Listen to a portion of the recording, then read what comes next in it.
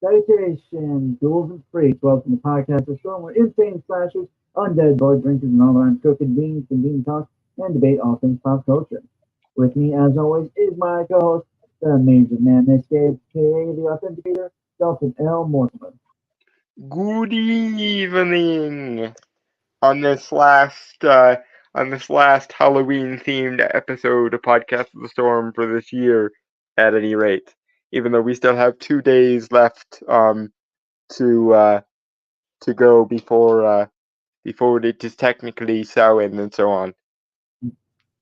I am your host slash Scarecrow impersonator, the Brainstormer of Pop Culture. How's everyone doing tonight? I am doing better than I was when I woke up this morning because I have popcorn balls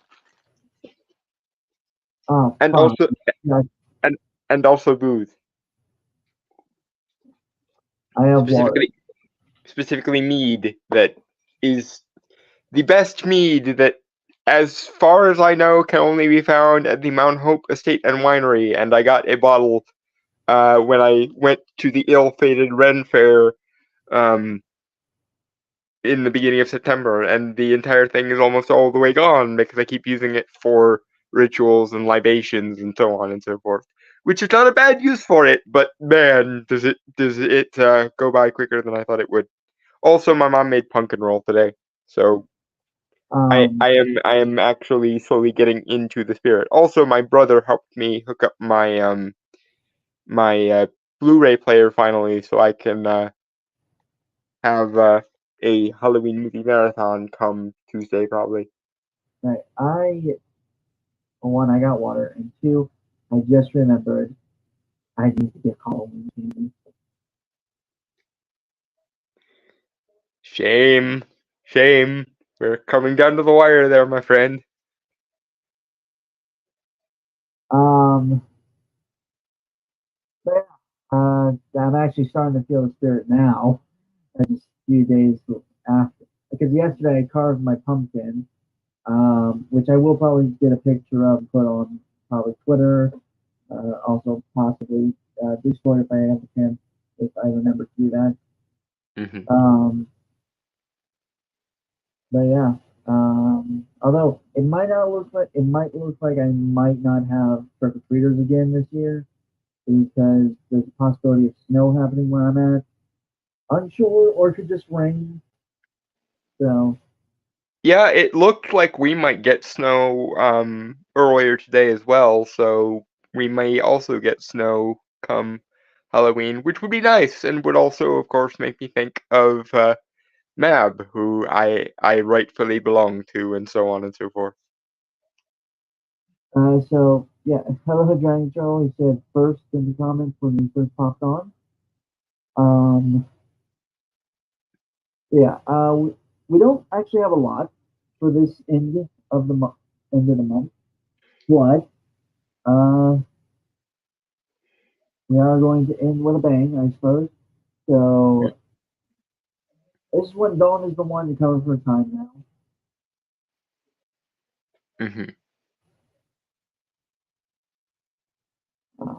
Second,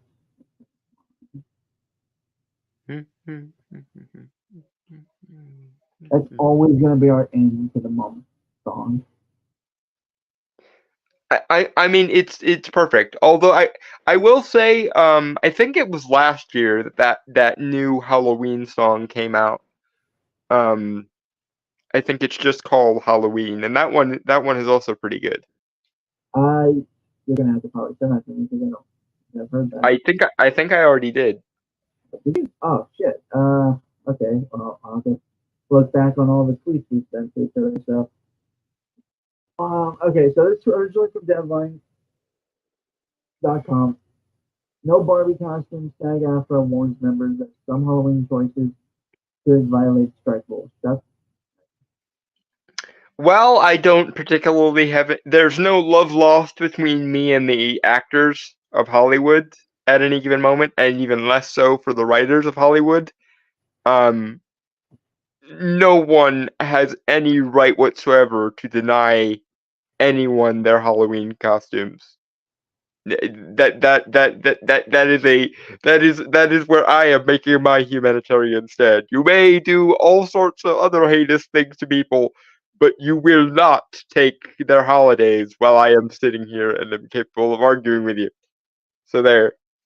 Halloween trumps whatever circumstantial bullshit that I may have against the actors and writers in Hollywood. They may be the worst. They may be the worst people that humanity has to offer, but they are still people, and more importantly, they are still beings that are alive and capable of thinking, at least nominally, during the October country and Halloween. So it honestly doesn't even matter to me that they're human. It just matters to me that this, as per the song, this is Halloween, and nobody fucks with Halloween, or they will take it up with my ass. Not to mention several much more significant beings than I, but that's this is where I start. This is where I start. I the normal word is white knighting, but in this case, I guess it would be orange knighting, orange and black knighting. Which also, yes, I am wearing a black shirt and an orange bow tie because bow ties are cool and Halloween is Halloween. okay. So I know you don't like regular ties, right? Hmm. What about bolo ties? Because I I am always and forever going to simp for bow ties and only bow ties.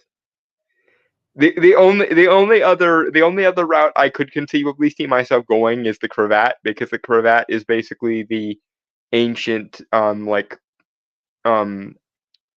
Elizabethan through like Edwardian ancestor of the bow tie. So I could maybe be persuaded to upgrade to a cravat, but anything else is a non-starter pretty much.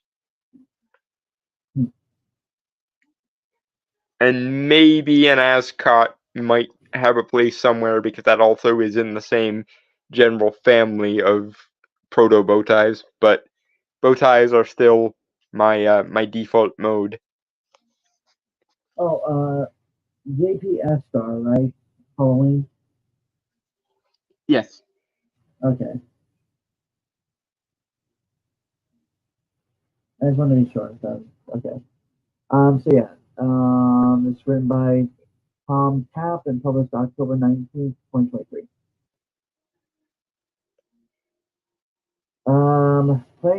Planning on going as Barbenheimer with your significant other this Halloween. Well, if you're a SAG-AFTRA member, you might want to reconsider. Oh, okay. So it's for the actors and stuff. Yeah, they're the people who oversee the strikes and or the union who is doing the strike is trying to convince people that it can control what they can and cannot go as for Halloween. And no.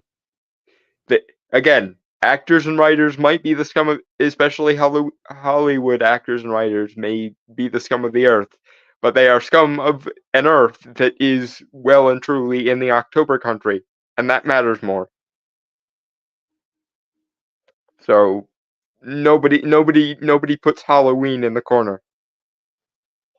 Not while I'm sitting here and capable of defending it. So So SAG-AFTRA has released a guide to make sure members don't inadvertently break strike rules. Advice includes choose costumes inspired by generalized characters such as ghosts, zombies, and don't post photos of costumes inspired by rough content on social media. Then the General Ghost Council, whose guide recommends dress up as characters from non-struck content like an animated TV show. and again, I'm sorry, SAG-AFTRA union, but nobody controls what one may or may not dress up as for Halloween. I mean, I'm all for my class struggle and yada yada yada any other day of any other time of the year, but where your activist bullshit interferes with holidays, your activist bullshit loses. I'm sorry. Them's just the rules. Halloween is more important and better than you, so sod it.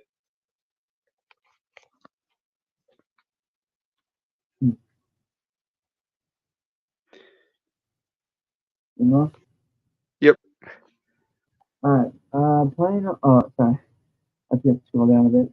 Okay. So apparently there was a graphic, like with the full text, like list of things. But I clicked it to see if we could find it, but it's not there apparently anymore. Mhm.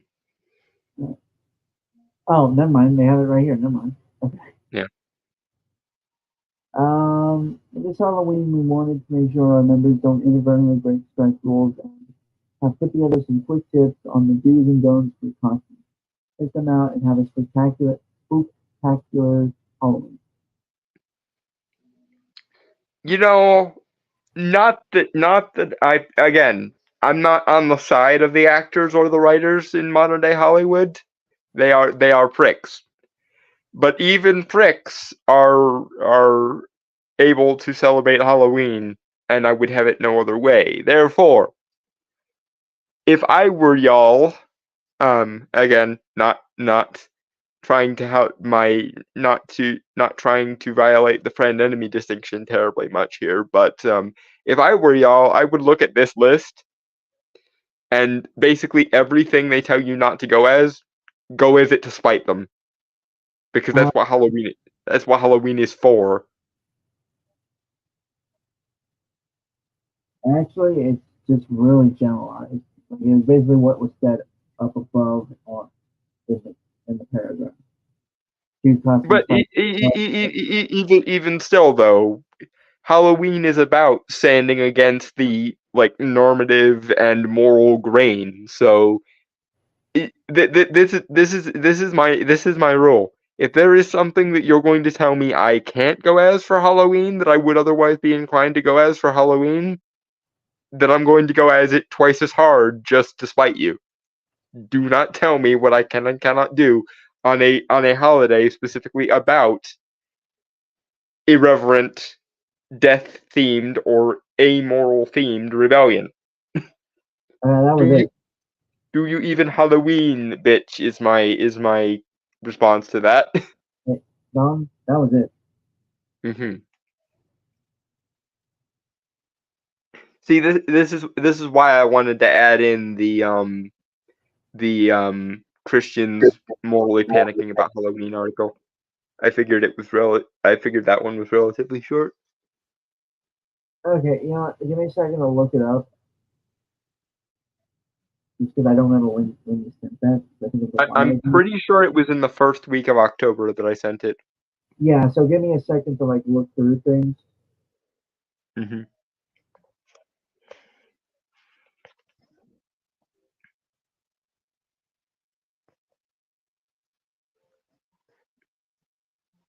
I don't know why, but it's always weird when you expect something that could be relatively short ends up becoming super fucking long and dragged out.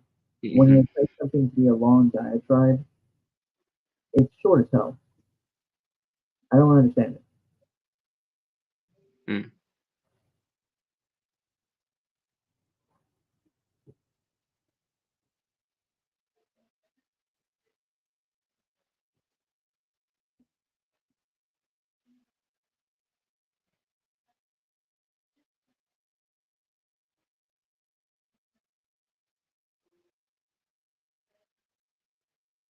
Well, Dragon Turtle. What I mean is, while Halloween is certainly a multifaceted thing, there is still a relatively uniform ethos behind it that has existed for millennia and possibly even longer than the historical scale of humanity is aware of.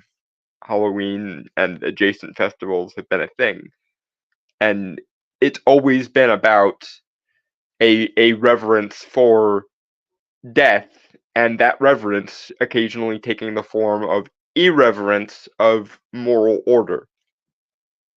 It's a time of liminality, but also of irreverence and whimsy and rebellion.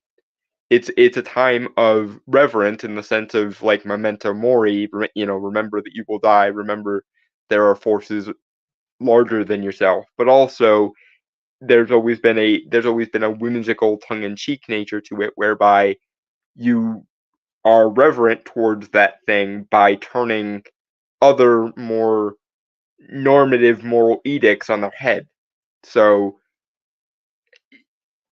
for all these people love to LARP as revolutionaries, you would think they would know that Halloween is one of the most quintessentially rebellious holidays on the freaking calendar, and that was it's sort of always been at least part of the ethos of Halloween.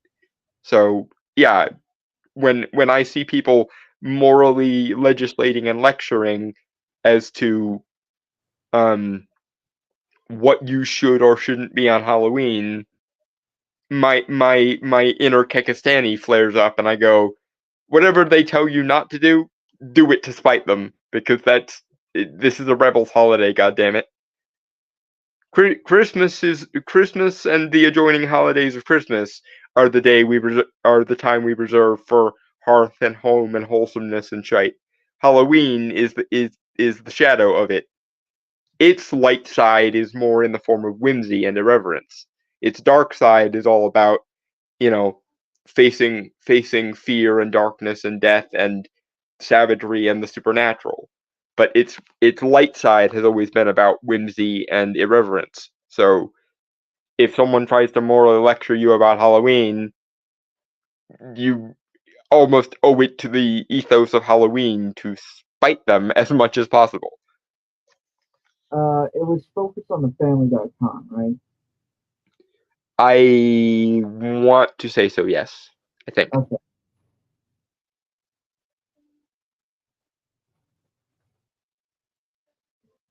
Give me a Uh, second. I don't think we covered that one. So. okay, I was gonna say, because I'm pretty sure we've covered that website before, but I don't think we've covered this one, because I want to say this one was either made last year or the year before, which I don't think we covered. So yeah. Plus, it's always a good idea to go skeet shooting for some TradCon idiots. So, yay. Yeah. Again, the ethos of Halloween is by its very nature sort of anti-moralistic.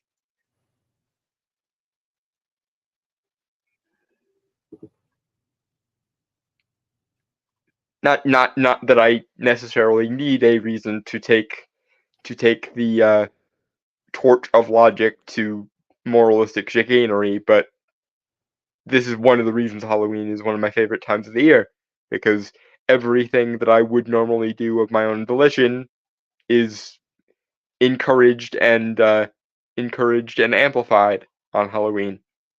So, yeah.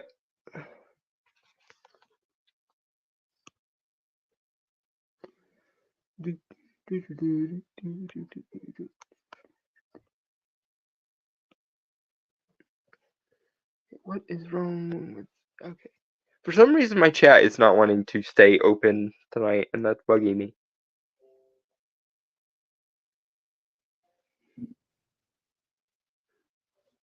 Alright. I was going to look for the archive version, but I don't think it has it, so I'm just going to. Well, it's usually a regular one then. Yep. Alright. Hopefully it doesn't hit me with the fucking bullshit of. Mm-hmm.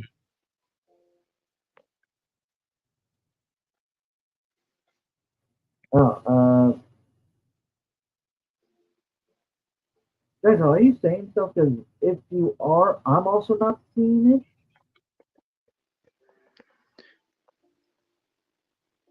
The last thing I saw before you just said chat wish silently lol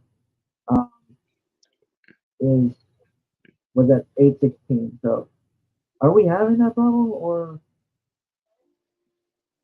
Oh, okay. Sorry. Okay. Yeah, no, I think I can see everything that Dragon Troll posted. At first he said first, then there was the paragraph which prompted my read about the ethos. Then he made a joke about my chat not wanting to be open.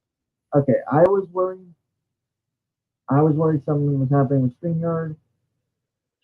So Nope, okay. StreamYard seems to momentarily be behaving. Let's hope it stays. Okay. You're fine, Dragon Troll. You're fine.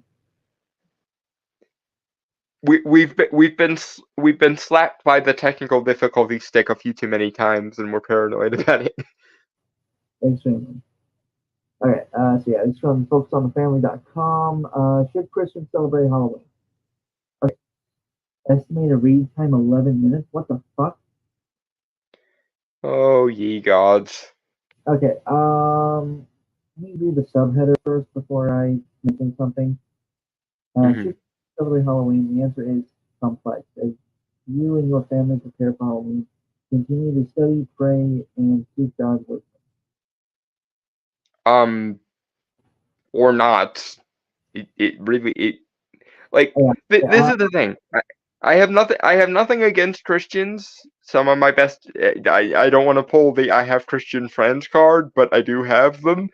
But that being said, your religion shouldn't be the sum total of your entire existence, and I would worry about your not just your mental health, but your actual emotional well-being if your religion is so central to your being that you have to police what holidays you can celebrate and or how you celebrate them. Not least because, of course, while Halloween has crossover with Christianity, because Christians in their attempts to convert pre-Christian cultures did adopt many pre-existing festivals and so on.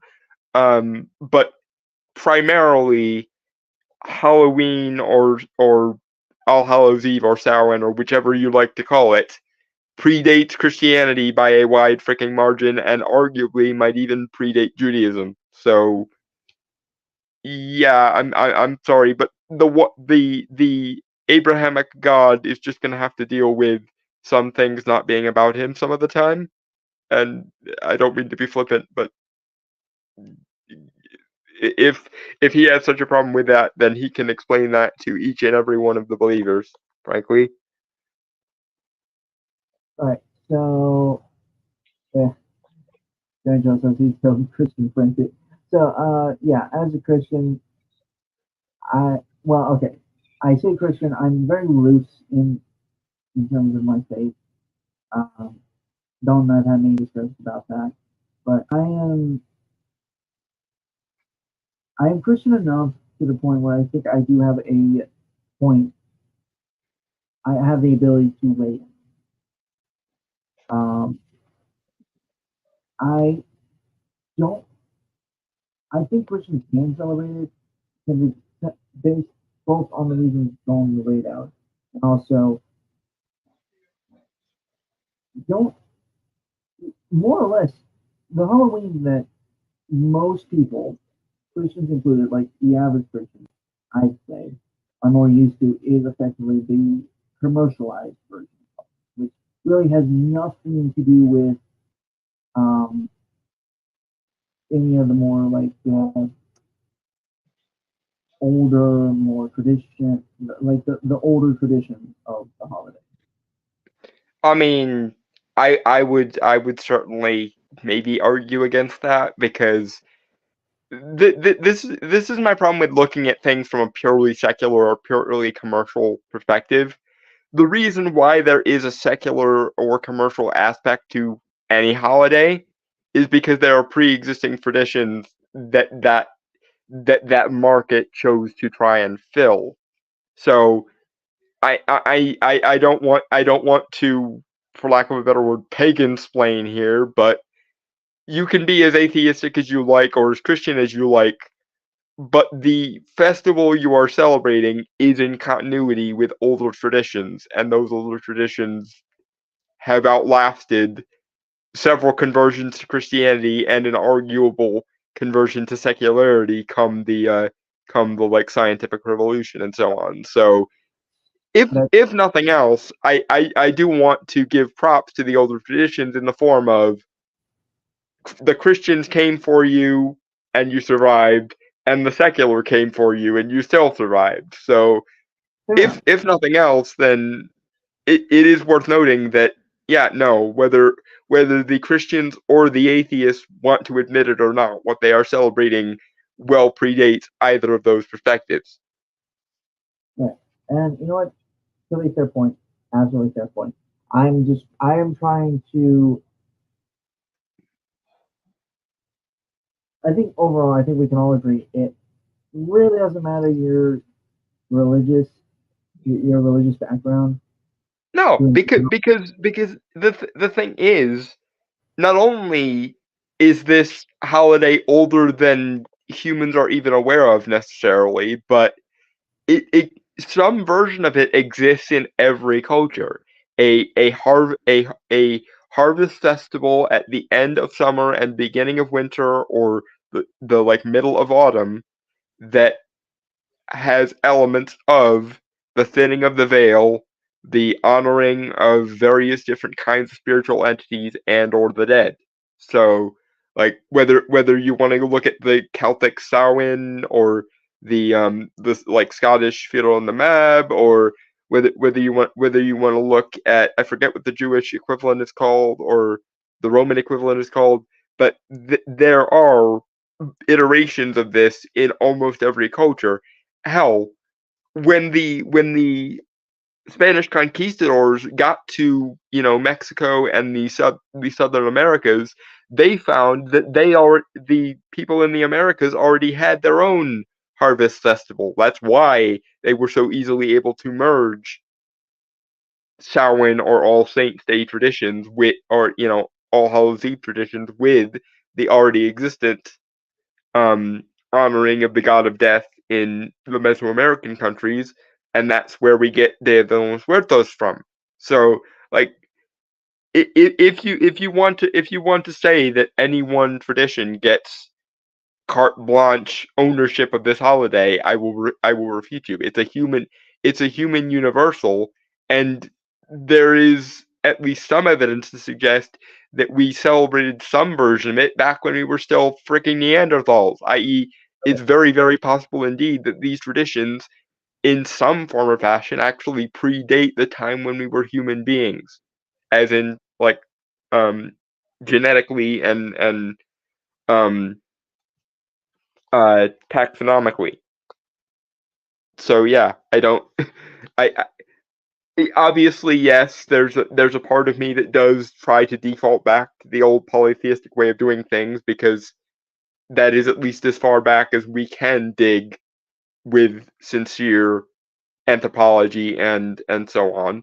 But moreover, even further back than polytheism, there was probably an animistic equivalent and probably a shamanic equivalent before that, and probably a proto Neanderthal version before that. So I don't think it's reasonable to say that any one tradition or variety of metaphysics owns the festival that we broadly group under the heading of Halloween. But moreover, because it is so universal and so primordial and so basically a facet of the natural world, I don't think it's reasonable to project morality onto it either. Anyway, moving on. Yeah, because we have not actually gotten to the article itself, and I do think I don't think it's 11 minutes, and I know us. Yeah, hurry. We should hurry it along so that we can at least get to the exploring video. But yes. I actually think we can. I would be willing to cover this next week as well. If we have to, sure, because I guess wait. So next Sunday is what? It's in November. Right, but what day in November? Because we might still be in Samhain territory technically. Okay, hold on. Maybe. We gotta get something. Okay, the 5th. Yeah, so that would be Guy Fawkes night, which is still in the vein of. See, the funny thing is, as far as we can tell, there is some argument as to when Samhain actually began in terms of the calendar, but most people agree that what we now call Halloween or what was originally called Samhain basically lasted from mid-October through like mid-November, because things like Guy Fawkes Night on November the 5th and Remembrance Day on November the 11th are probably still, to some extent, reflavorings and holdovers of pre-existing Samhain traditions. For example, Guy Fawkes Night was probably, to some extent, the rebranding of the Samhain tradition of sacred bonfires.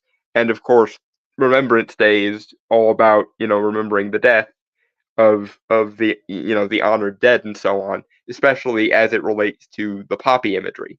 But because of course the poppy was in the ancient Greek tradition a symbol of the underworld. But yeah. Anyway, back on point.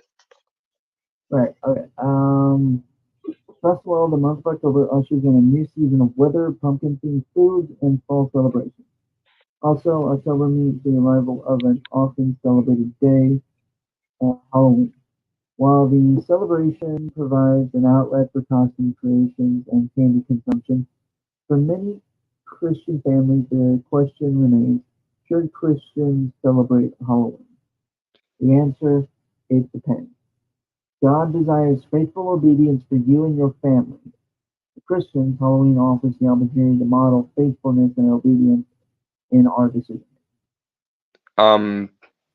One, I don't think many Christians actually do concern themselves with this, because most Christians are fine with there being semi-anachronistic festivals throughout the year. Especially because if you're so Christian that you have issues with Halloween, you're probably Christian enough that Christmas should also bother you. And I don't think there's a single Christian alive today that doesn't, on some level at least, want Christmas and probably also Halloween.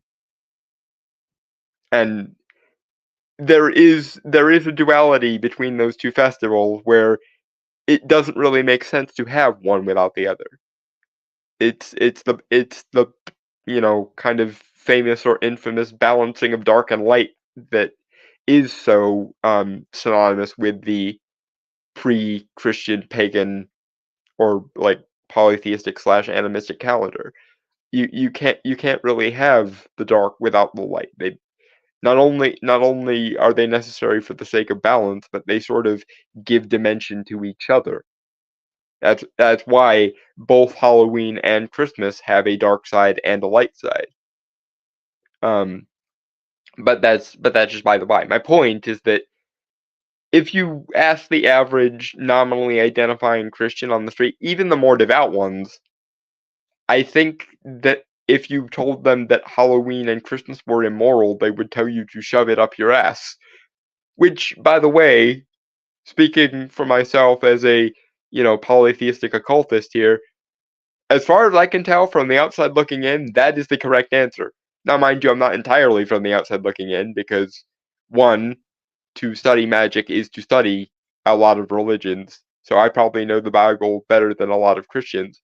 But two, I was raised Methodist until such time as I delved into the spiritual questions more myself and decided that occultism spoke to me more and more consistently and better. But point being, I don't think there's many Christians that actually do ask themselves this question.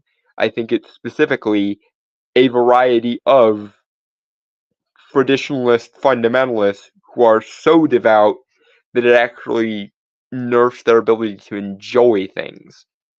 And I honestly feel sympathy for those people. Anyway, moving on. At the very least, Halloween provides a conversation starter between you and your kid, or a neighbor, or even a coworker. From there, Halloween presents an incredible opportunity to develop new relationships and share your faith. As parents continue to study, pray, and seek God's wisdom on the topic, follow the conviction of your own heart through the Holy Spirit so that whatever your family decides, others might see Christ working through you. Jesus Christ. Yeah, by the way, guys, I hate to be this asshole, but I'm gonna be this asshole because somebody needs to be this asshole. Speaking as someone who, no matter what spirituality he found himself in at the time, has a visceral hatred for moral busybodies and proselytism, no one wants you to proselytize to them. No one. Niet. Nil point. Everyone is uncomfortable when someone goes, "Have you heard the good word of Jesus?" No matter how devout or Christian they are themselves. Again, I don't mean to disagree with this article on something as minor as something this superficial, but speaking for myself and someone who has run into a lot of different kinds of people with varying degrees of theological bullshit and devoutness, no one likes it when you proselytize. I would hazard a guess that even your children probably don't like it. I obviously can't stop you from theologically brainwashing your own kids, and I wouldn't even if I could, even though I would viscerally argue that you shouldn't theologically brainwash your own kids under any circumstances whatsoever. I would argue that even baptism is something you should save for a person who has reached the age of reason and can make the decision for themselves. But my point is that no one, your kids probably included, although again, can't stop you from brainwashing your kids, probably wouldn't under most circumstances, even if I could. No one likes proselytism. No one likes the moral busybody who insists on jamming a moral wedge into every conversation, especially about something that is supposed to be universal and bring people joy. it turns something from a universal source of joy to a moralistic wedge issue that makes everyone regret being social with you. And frankly, from the perspective of someone who might proselytize, proselytism and turning everything into a moral wedge issue is a good fucking way of isolating yourself. Because if you are the token Helen Lovejoy or token Karen of your friend group, you are going to lose friends. And even if you don't, and even if your friends aren't honest enough with you to admit when you've lost their friendship, a lot of people will distance themselves from you with politeness, regardless of whether they're honest with you as to whether they like you or not. So whether you are a dyed-in-the-wool social justice feminist Karen or you are a Bible thumping evangelical traditionalist moral busybody, just keep it to yourself. No one likes to be morally lectured, especially not on a holiday or around a holiday. Grandchild says, probably a conversation later. Oh, sorry. He just wrote that one. I think that's the case for everyone, from ads and salesmen, political campaigners, people working charities, etc. Generally, only when they agree with you and are a bit jealous or you have a convenient solution to that problem. Sorry. Your voice didn't come through exactly right, Brainstormer. I will read it for myself because I didn't really get what Dragonfell said. If my phone actually wants to function today. Probably a conversation for later, but as long as you still expose them to other beliefs and don't teach them to shut so that our thing is not sure how you could avoid. Well, I mean, there in and of itself is at least one criteria, whether you are willing to expose them to other belief systems, and two, whether you're being chauvinistic about your own belief system of like, sure, like, okay, this is a slight sidebar, but have you ever disagreed with someone of fervent faith and their response is I will pray for you? It's that. It's the idea of I can't argue against you, but um I also can't admit that I'm not on the moral high ground, so I will passive aggressively insist that I'm right anyway. That's often what the phrase "I will pray for you" means. Especially when, for example, when I get the phrase "I will pray for you," um, my response usually is "Please don't," because unlike an atheist who has no reason to object to prayer one way or the other because they don't believe it works anyway. I, as a polytheist, have every reason to say please don't when someone says I will pray for you because I acknowledge your God exists, but I don't like dealing with him and or people in his employ. So it is actually unreasonable for you to pray for me when I have already specified please do not. And if their response to my polite please do not pray for me in response to that is something like I have to for the sake of your soul, then you know the person who says I'll pray for you is not doing it out of any actual compassion or any actual reasonable desire to be nice to you. It's out of moral superiority. So that is the asterisk I would put there. Is you can't just expose expose people to things and then go, yeah, but ours is the best though. You actually have to at least approach some kind of neutrality in such a way that the person can make the decision for themselves. You can't be inclusive but also passive aggressive like so many SJWs and theocrats are. That's the asterisk I would put there is you can't just give lip service to being inclusive or pluralistic. You actually have to act like it. on some level. But anyway, that's a sidebar. Moving on.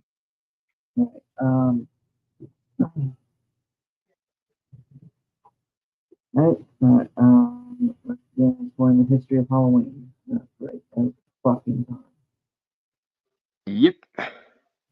What comes to mind when you think of Halloween? There's a good chance to think of an assortment of dancing skeletons and decade-old candy corn. Why do people hate candy corn? I never got that. Anyway. I think it's because most people have never had homemade candy corn, and all they've ever had is store-bought candy corn, and store-bought candy corn, especially when it's really cheap, can occasionally be a little waxy, like eating sugary crayons, basically. I like it. I don't. Whatever. But one thing I will say, in addition to it's not that bad even when it's store-bought, as long as you get the good stuff. Also, if you've ever had store-bought or not, if you've ever had homemade candy corn, it will change your opinion on candy corn right quick, because yes, it's technically a sugar-based dough. Either way, fresh candy corn though is goddamn delicious. I don't think ever had it myself, but I've heard from enough people and I've watched enough cooking shows that involve homemade candy corn that suggest to me that if I ever get the chance to try homemade candy corn, I'm gonna do it. But I think that's why, because most people only ever have the store-bought kind of candy corn, and if you get really, really cheap store-bought candy corn, it does kind of tend to be basically sugary wax. Anyway, moving on. Yeah.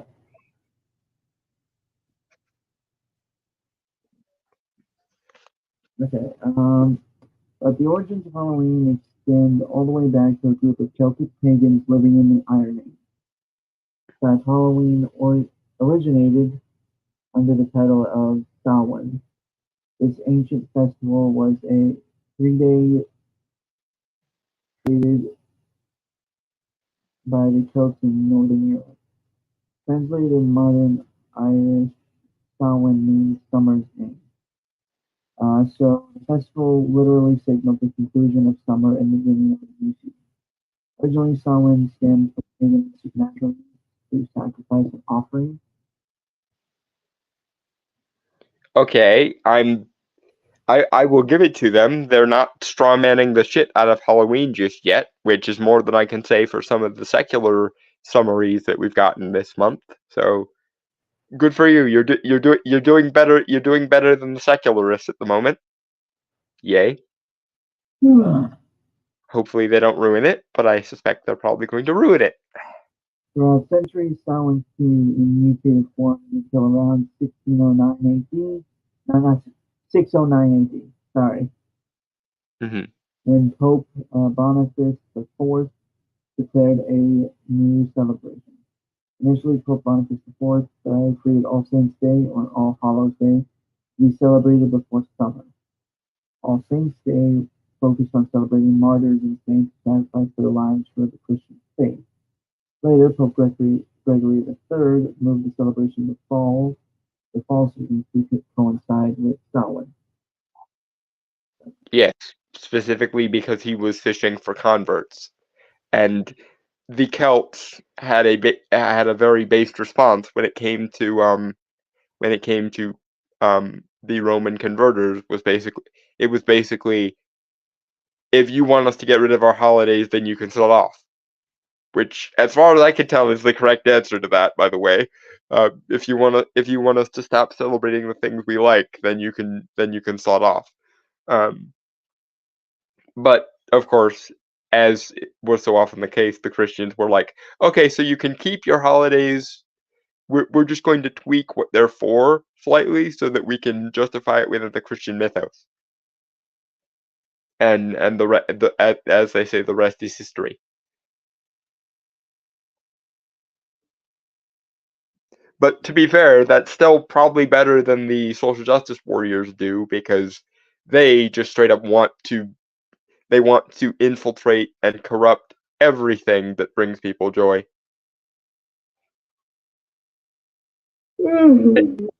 Anyway, moving on. Yeah.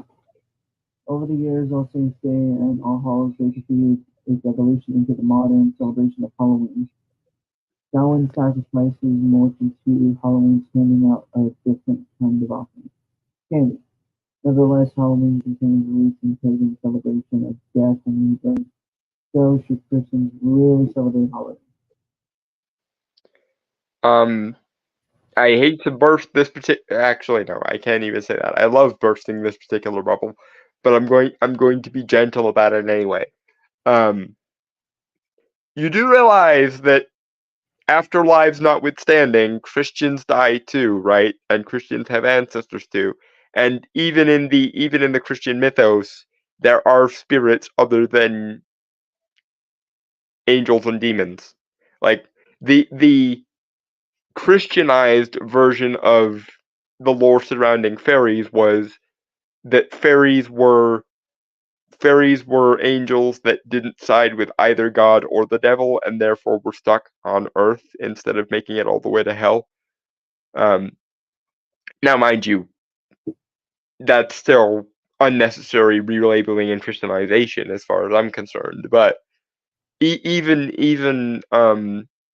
Christians found room in their mythoses for saints and fairies and that sort of variety of things. Also, it must be said that in the Middle Ages there was an idea that just because something was a demon didn't necessarily mean it was evil.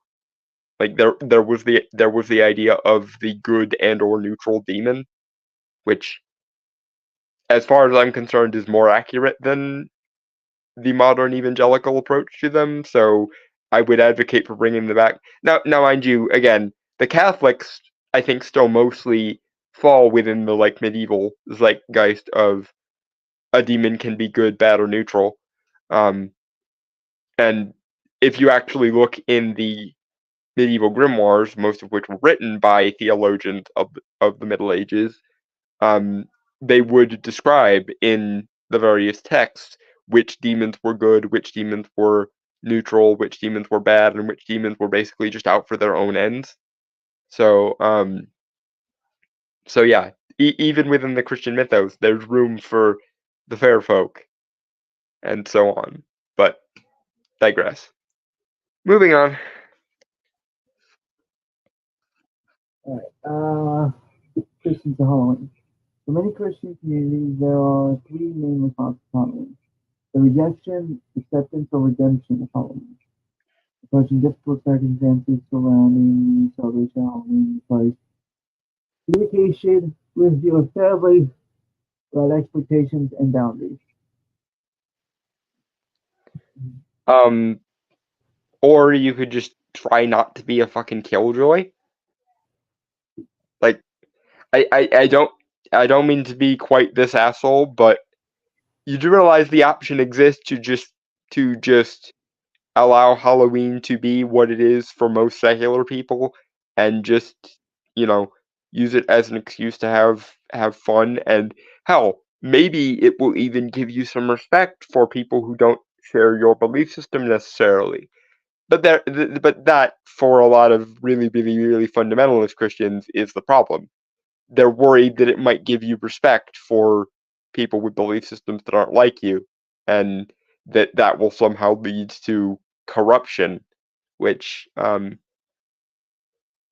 fuck off, basically. Again, not to virtue signal here, but as a occultist with more than 17 years of experience, I have read more folklore of every kind and more religious scripture of every kind than most religious believers do, including the Christian one. Because again, most grimoires are founded in the Catholic doctrine of the Middle Ages. So if someone wants to say that they are are more morally superior to me because they're Christian, then I'm going to have to explain that in most cases I am a more knowledgeable person on the subject matter of Christianity than most believers. Not saying that there aren't scholars and things that could probably hand me my ass, but as a general rule, I am more knowledgeable on the folklore of the Abrahamic phase than are most adherents to said phase. So if you are going to try and morally grandstand over me because the Abrahamic God, then I'm going to have to probably enlighten you as to how your own God works in most cases. And if I can do that, then you don't have any moral high ground to lecture me on, frankly. Okay. Oh shit, I missed that. I'm not sure disregarding what you said earlier with things he's asking. I'm not sure if that is fair. The way they are looking at it, you are the way they are looking at it. You are making decisions that you need. And they just be concerned rather than forcing you or just playing to the right reason. I mean, but here's the thing, Dragon Turtle. Where is the line between genuine concern and moralistic smugness? And that's where I draw the line. If I can tell you're genuinely concerned for my well-being, then I will usually take it on the chin, and basically, I've actually been kind of nice and mollycoddling to a lot of Christians who I can tell are genuinely being, or at least trying to be nice. But if it becomes less about my well-being and more about your own moral superiority or your own ego, and obviously by you I don't mean you, Dragon Troll, I mean the people to who this applies, then I will definitely call it out. I will definitely point out that said people are being disingenuous, patronizing, and passive aggressive. It's a way of saying I can't prove you wrong, but I'm still right though. And while that in and of itself can be a neutral statement, when it's tied with moral invective and or yeah, but I'm still better than you as a sentiment, then those people are doing no one any favors, are basically in it for their own ego, and need to be told as and when they can go fuck themselves. And it's certainly not the kind of passive aggressive, morally superior mentality we should be teaching children, because children are already petty enough little bastards of their own volition. And if anything, we need to deconvert them from that as much as possible. Alright, so one you said fair enough, on the money thing.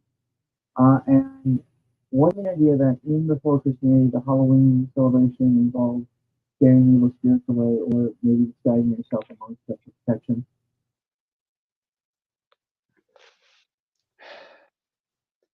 Say that again. It didn't come through quite right. Okay, wasn't the idea that even before Christianity, the Halloween celebration involved scaring evil spirits away, or maybe disguising yourself amongst such protection? I mean, arguably, yes. That is one facet of it. The idea of making yourself as protected as possible, or trying to get spirits that you didn't want to engage with to bugger off. There was also the idea of, venerating the ones who were positive and were neutral, and or trying to ingratiate yourself as much as possible while politely telling them to bugger off, because of course politeness and hospitality are as old as the hills. But that is certainly one facet of it. And again, not all spirits are evil, and not all, even evil spirits, quote unquote, can occasionally be convinced to like you or see you as, quote, one of the good ones, unquote. Because this is the problem. This is the problem that a lot of Christians have with this, with looking at previous paradigms. The idea of moral dualism, i.e., the black and white split between good and evil, is very much a Abrahamic concept. Most spirits in the old days were thought to have both a good side and a bad side, or both a capacity for good and evil, depending on their personality, their mood, how they were treated at any given moment, etc., and so on. Just like a human being can be a dick to some people, a saint to other people, and somewhere in the middle for most people. It depends essentially a lot of the time on finding a spirit that you get along with. Using myself as an example, a lot of people, for very good goddamn reason, would not go anywhere near Queen Mab. And speaking as someone who is quite fond of Queen Mab, even, I can't really fault them for that because Mab is rather scary.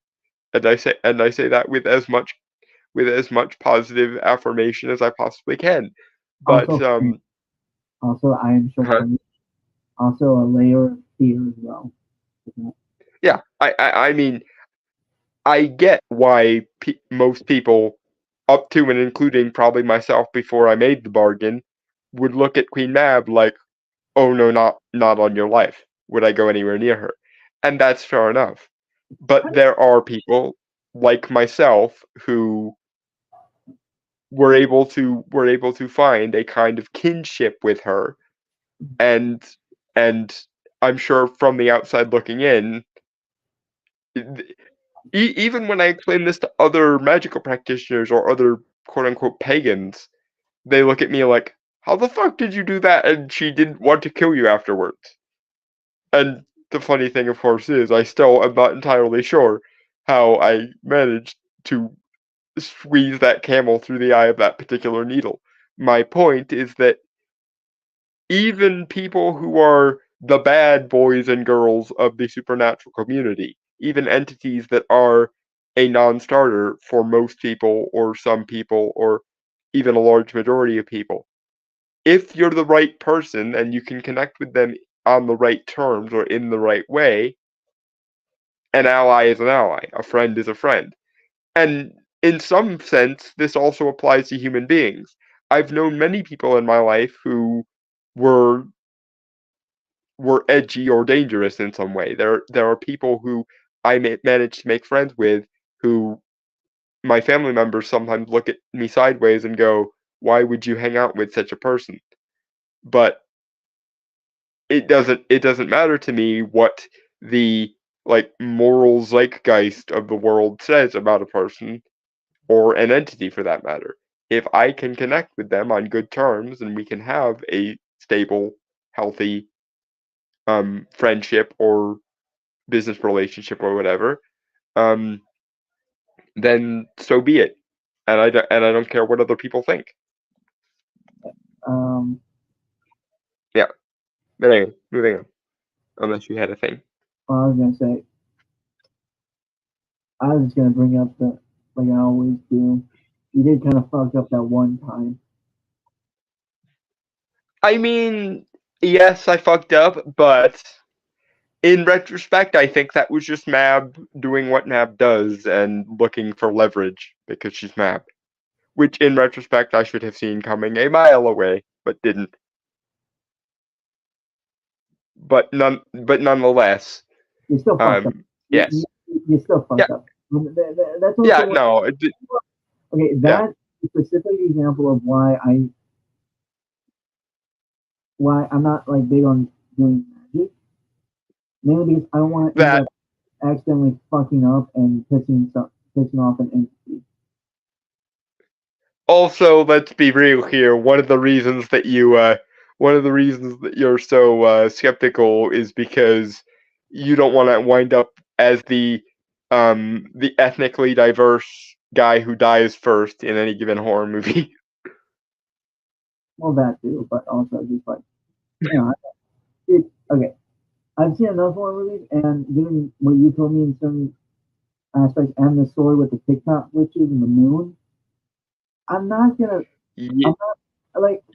I just don't want to like it. Does has nothing to do with like the quote unquote evil entities or anything. Like just any entity whatsoever. I don't want to like piss off Yeah. or and And I mean to be fair, it's not like that's an unreasonable standard. And in fact, even in the old school polytheistic days, there were people whose approach to the gods was, I'm going to keep my head down and I'm going to avoid being noticed by any of the gods because I might get on the wrong side. So even in a polytheistic framework, there were still people who were like, whether the gods exist or not is not the question. The question is, do I want to get the attention of the gods? And to some people, the answer is no.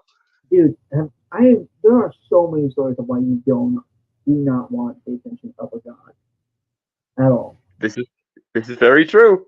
Um, Anyway, we went so but far, so far off topic. yeah. Anyway, moving back. Yeah. Do Christians celebrate Halloween? Yeah, yeah, we totally do, dude. I've celebrated it my entire life. And this is the thing. Even though this article seems to want to frame itself as speaking for all the Christians, um, it simply it simply doesn't. Most Christians, whether they're casual, more humanistic Christians, or whether they're even rather devout Christians, celebrate Halloween and Christmas without a second or third thought either way, because they understand that it doesn't matter whether it's kosher or halal or permissible or unsinful. For the most part, what matters is it a positive influence on the world? Is it a positive influence on me and my family? And does it bring joy to the world? And the answer to both questions regarding both Halloween and Christmas is usually a firm yes, which is why, whether you're pagan or polytheistic or animistic or some other thing, or an occultist or atheist or secular or whatever the fuck else, you like Halloween because Halloween's awesome. Right. It's safe to say Halloween is one of the most marketable and culturally popular celebrations on our calendar. However, marketing schemes across streaming channels such as Netflix and HBO contribute to Halloween's growing popularity. Additionally, spending for Halloween is predicted to cross $10 billion for the first time ever in 2021. Okay, so this is a few years old. Wait, Yeah, I'm surprised. I am surprised that it hasn't crossed that much money before. Because, like, again, Halloween and Christmas have always kind of been a 1-2 punch, or at least in the modern era, are regarded that way. As alright. well, they should be, but you know.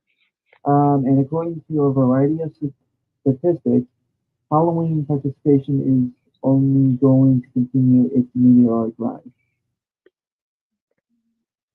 Okay, I gotta say that, like, not wrong. Yeah, I mean, yeah, no, Halloween is not going anywhere. There was a brief period in like the late 1600s, early 1700s, when Oliver Cromwell and company tried to ban both Halloween and Christmas because it wasn't Christian enough, herder. And the answer was basically,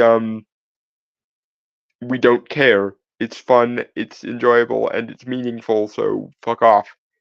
And then Devil's Night happened for a little bit while the evangelicals tried to have a stranglehold on whether people celebrated it or not. And then eventually, even the housewives and the homesteaders and the Helen Lovejoys came around to the idea of, okay, if we don't give this impulse an outlet, it is going to result in destruction. So let us give it an outlet. And then Halloween was back on the calendar, and then the corporations and companies got into the act, and the rest, as they say, is history. Things returned to anthropologically normal, all things considered. Right. Most of the debate surrounding the celebration of Halloween focuses on these celebrations' unhealthy fascination with evil. Now, are there things about Halloween that are clearly anti-Christian? Absolutely. Is there anything inherently evil about letting your kids dress up as a cheerleader or superhero, catch candy? from their neighbors. Not necessarily. But if Christians are going to take part in Halloween, our behavior and presence should mirror our belief in God who conquered sin and death to save us. Jesus Christ. It's literally. Yeah, But yeah. I just realized as I said it. Yeah. But I am sorry. This is one area where I'm going to have to be slight hardline on, because here's the thing: you cannot and should not seek to remove the fearfulness or the dark edge of Halloween. Yeah, you could, I suppose, create a safe, sanitized version of Halloween, but that attempt would lose everything that made Halloween awesome. It's like I don't know if Brainstorm or you know this, but the SJWs have started creating this notion of safe horny, because they found themselves in a catch-22 situation where they wanted to engage in sexuality, but they wanted to do it on morally permissible social justice terms. So they created this idea of you can be sexy, but only in the safe, moralistic way that we approve of. And they did a similar thing called safe edgy, and it is the single cringiest thing ever. Is But it okay on a scale? Okay, let me give you a scale of how cringy it is, so I am a winner. Okay. mm, Um, Valley Girl, pumpkin spice latte, Starbucks bitch, or what's the extreme case? Um, Trigglypuff. um, Uh, it's definitely closer to uh Trigglypuff and Big Red and Anita Sarkeesian than it is to um, the average Valley Girl hipster bitch. for the record, But I want this yeah, to be said. I hate hipsters so much. I know, they ruin everything, literally everything. But that's neither here nor there. My point is that it very much seems like that last sentence or paragraph or whatever the fuck really wants to do the safe, edgy version of Halloween, the like morally sanctified version of Halloween. And while in theory, I guess there's nothing wrong with that, in terms of the underlying ethos of Halloween, it is very much about facing your fears, about and in some sense about being deliberately irreverent and deliberately coming to grips with, again, to use the fancy semi-Latin interpretation, the idea of memento mori, the idea the idea of coming to grips with um the dark, or with the fact that everything that is mortal will die. Um that's what makes us mortal. Memento mori literally translates to remember death, or remember that you must die. And well, I guess I applaud you for trying to make space within your hyper Christian bubble for Halloween. Doing so while removing the facing your fear, facing down the evil, facing down the dark, slash, memento mori, remember that you must die impulse, does sort of remove the core of what Halloween is. And that's not okay. You, Um, you, you do have you do have to make some allowance for the ethos behind these things, rather than just the superficial trappings. um, well, Yep. reasons why Christians don't celebrate Halloween. Swinging around Halloween, fall festivities, and trick or treating are the not so subtle connections but too problematic supernatural practice. Despite the distance from its period of origin, Halloween still remains connected to paganism. On a general level, Halloween is a time of the year celebrated by advocates of Wicca, a network of practicing witches, and the official religion of witchcraft. Wicca believes October 31st marks the time when the separation between the spiritual and physical realm is finished. Okay. Hold on, I want one last. Yeah, go. Yeah, finish the thing. In other words, Halloween is the best time to try and interact with the supernatural realm, according to Wicca. Okay, you, for most of this article, you've been at least approaching this from a semi-reasonable perspective, and now you have reduced yourself to a laughingstock in my eyes, because here's the thing. Wicca is the single most, like, morally purified, fluffy bunny, irreverent, hipstery bullshit version of witchcraft or magic it's possible to have. So if your big selling point is, oh, we're afraid of the Wiccans, then you are the most sheltered, like, you are the most basic bitch, sheltered, toothless version of Christianity I think it's possible to have. If you think Wicca is scary, then I think I think you would vomit if I showed you some of the stuff that genuinely does go into, like, the edgier territory. Like, you know, if you think Wicca is so scary, find your way to New Orleans way and get find yourself a voodoo practitioner or a hoodoo man one of these days. Find yourself a conjure doctor, or God forbid, find your way to a ceremonial magician or someone who's actually on the left-hand path. And I think it would turn you I think it would turn you as white as a sheet. Because again, Wicca is the single safest of all the, like, magic and like witchcraft subcultures, my dude.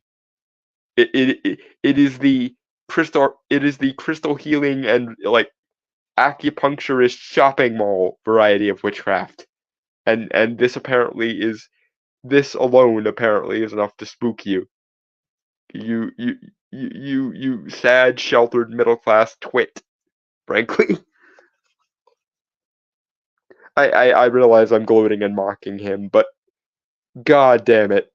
Given how many actually scary things there are in the world, and even in the world of the supernatural, to be that terrified of Wicca is just silly. That's probably the only one they've heard of, says Dragon Turtle. No, I know, and again, that just goes to prove how sheltered and like, lily white and in their safe gated community these people are. But, like, yeah, again, if you're so goddamn terrified of like fluffy bunny Wicca, then you would you basically, like, okay, analogizing the supernatural as like an ocean. You basically just saw a goldfish, and you're freaking out as though you saw a shark.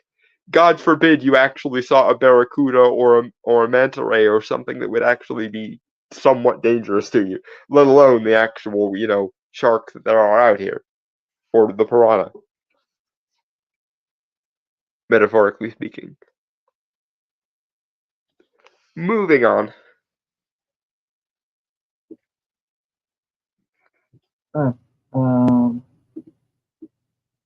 Reasons why Christians. Oh, alright. Going further, some of those otherworldly connections align with Satanism. Halloween has always maintained a relationship with occultism. Additionally, Halloween's premise includes an intentional and public display of imagery and mischief and behavior generally looked down upon any other time of the year. Because it's a rebel's holiday. It's the day. It's the time of year when the moral proclivities of the rest of the world aren't necessarily suspended, but they're they're loosened a bit, or in some cases a little bit inverted. They're the time that you're supposed to live a little, learn to walk on the wild side, and most importantly, learn that when you occasionally walk on the wild side, for the most part, you are still safe. You're you're allowed to, like, to use a perhaps a bit hipstery phrasing. Halloween is all about learning to metaphorically let your hair down. And frankly, again, if you're this um morally outraged by the idea of Wicca, let alone again some of the harder magics out there, um, then you are exactly the kind of person who needs to learn to dislodge the pole that is very evidently up your ass occasionally. Let your hair down. It's it's fine out here. There are lots of shades of gray between where you are now and the darker parts of the world that you're worried about. You know, you can go out partying occasionally without going to the inner city crack den, to use another sort of modern phrase. Live a little. Alright, show them the second of these blood cults or something. Lol, it's shine, you live a little. The dead rise, not you, goes back to grave. Oh, that was from Dragon Ball. Again, I didn't quite catch that, but I'll read it myself as soon as I can actually click the chat button, because it's not wanting to click today. Okay, there we go. Um,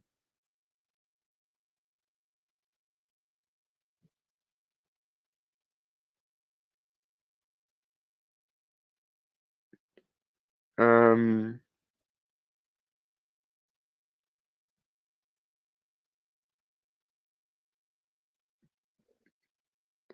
it's probably the only one they've heard of. Um,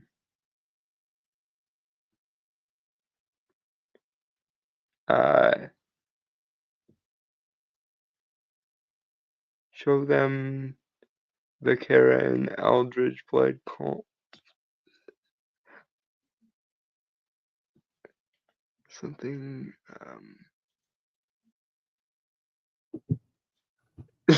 Oh, I got the joke. I got the joke. Live a little. Dead. Go.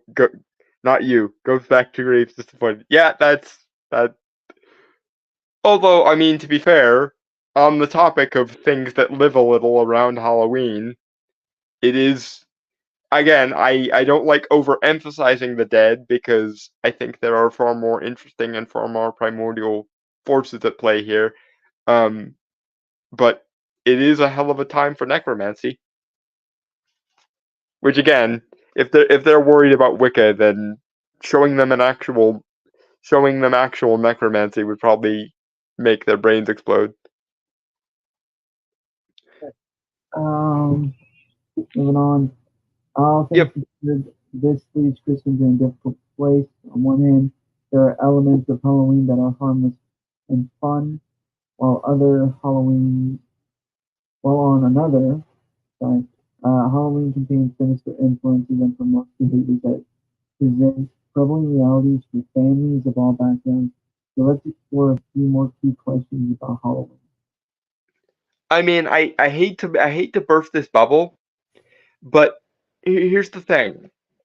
The phrase "what you don't know can't hurt you" is a lie. Just because you don't know it's there doesn't mean it's not there.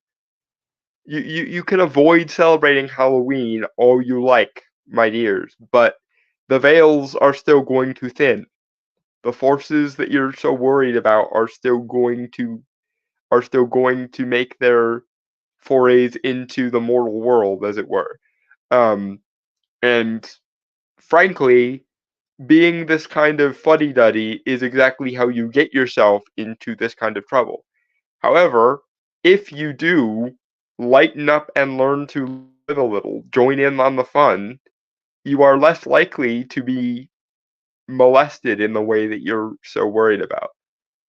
It it's better to be in on the joke than it is to be the subject of the joke. That is a point I think we could agree on.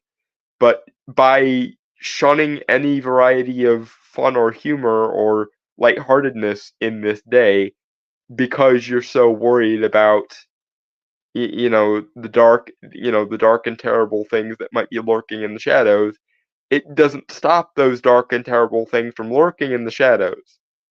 And again, this is exactly what Halloween is for. It's supposed to remind you that for all that some of that fear that you have of what's in the shadows might be justified, you might also find that if you lighten the fuck up and learn to be in on the joke a little bit more, that some of those allegedly dangerous things aren't actually so dangerous. It's not a one-dimensional black and white scenario. There are infinite shades of gray in between the purest of the white lighters and the darkest of the darkest of the satanic murdering bastards and so on. You got a long way to go from Joel Osteen to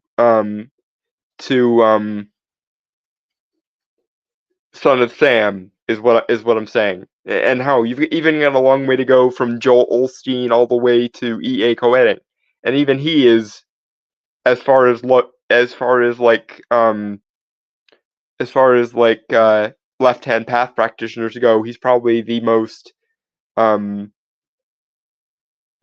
the safest option there. Now, granted, some people who have followed E.A. Koetting have followed him off a cliff, and he is a bit of a drug-addled prick on occasion, but even he is a lot less terrible than most people would probably give him credit for. Moving on.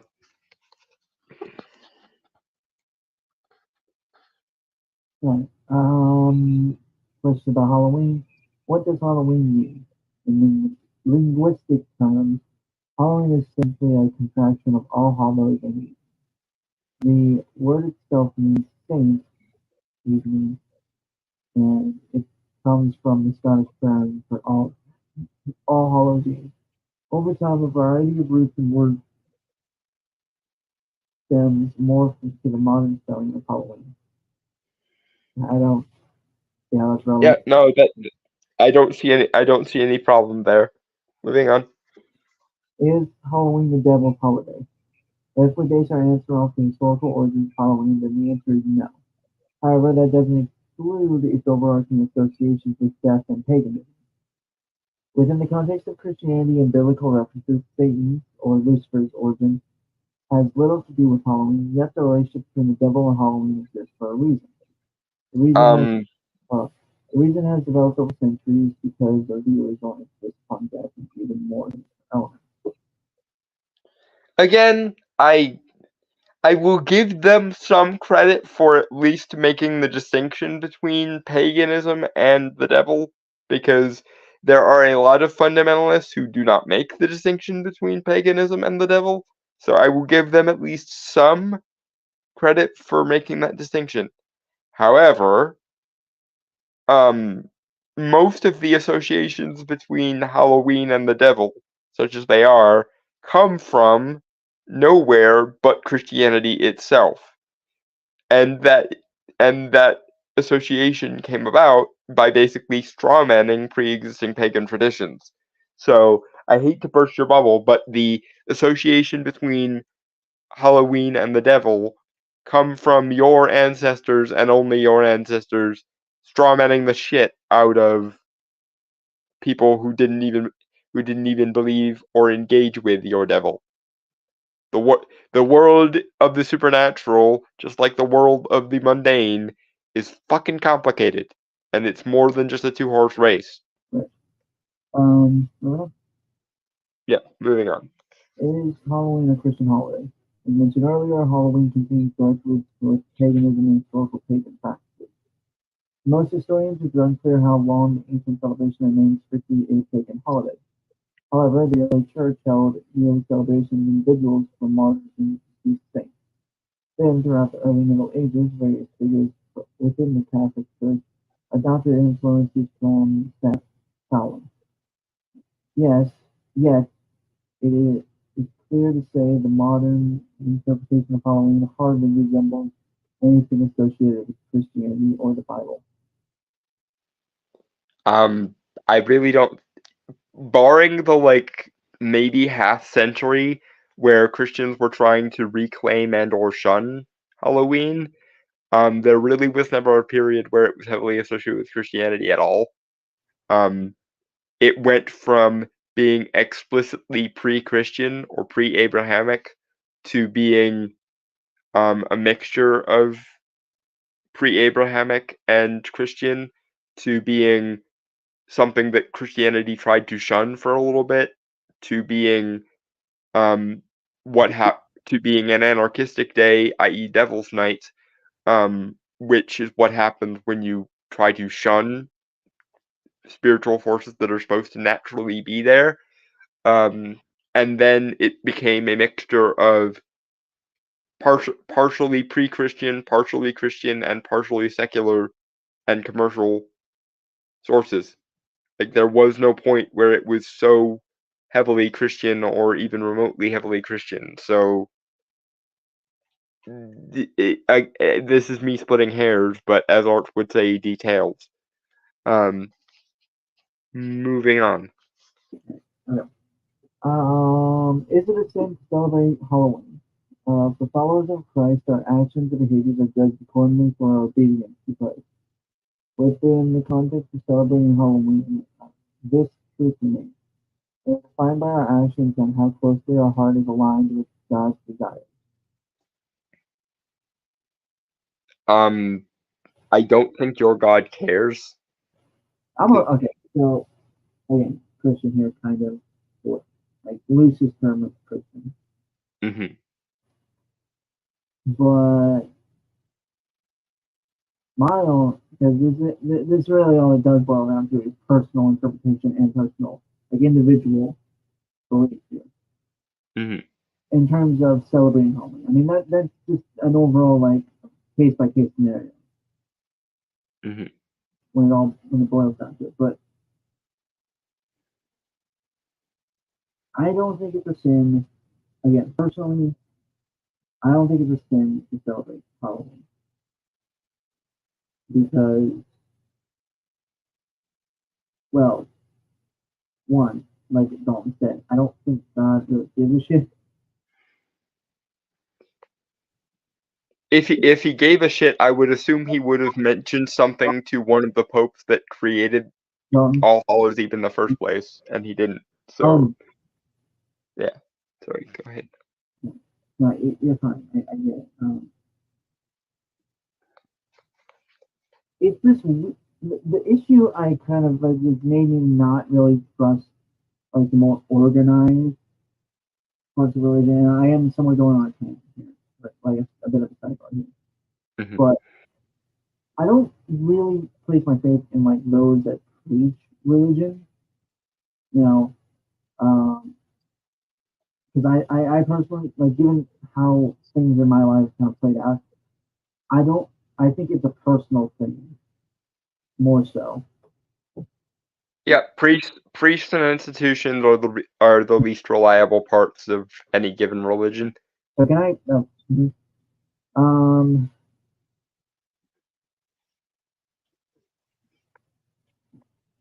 I will let you finish that thought, Brian Charles. I think we're kind of on the same page. Yeah. But to me, again, personally, and kind of how I view God's actions based on my own experiences.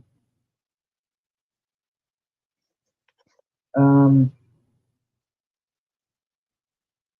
while God wants us to, do good and live a life of nobility or honesty and stuff like that,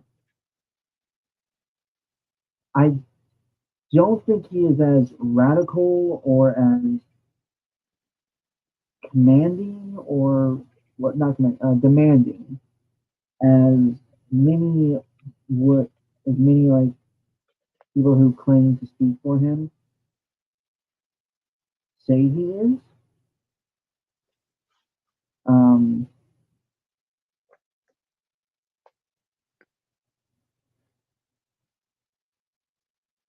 the thing,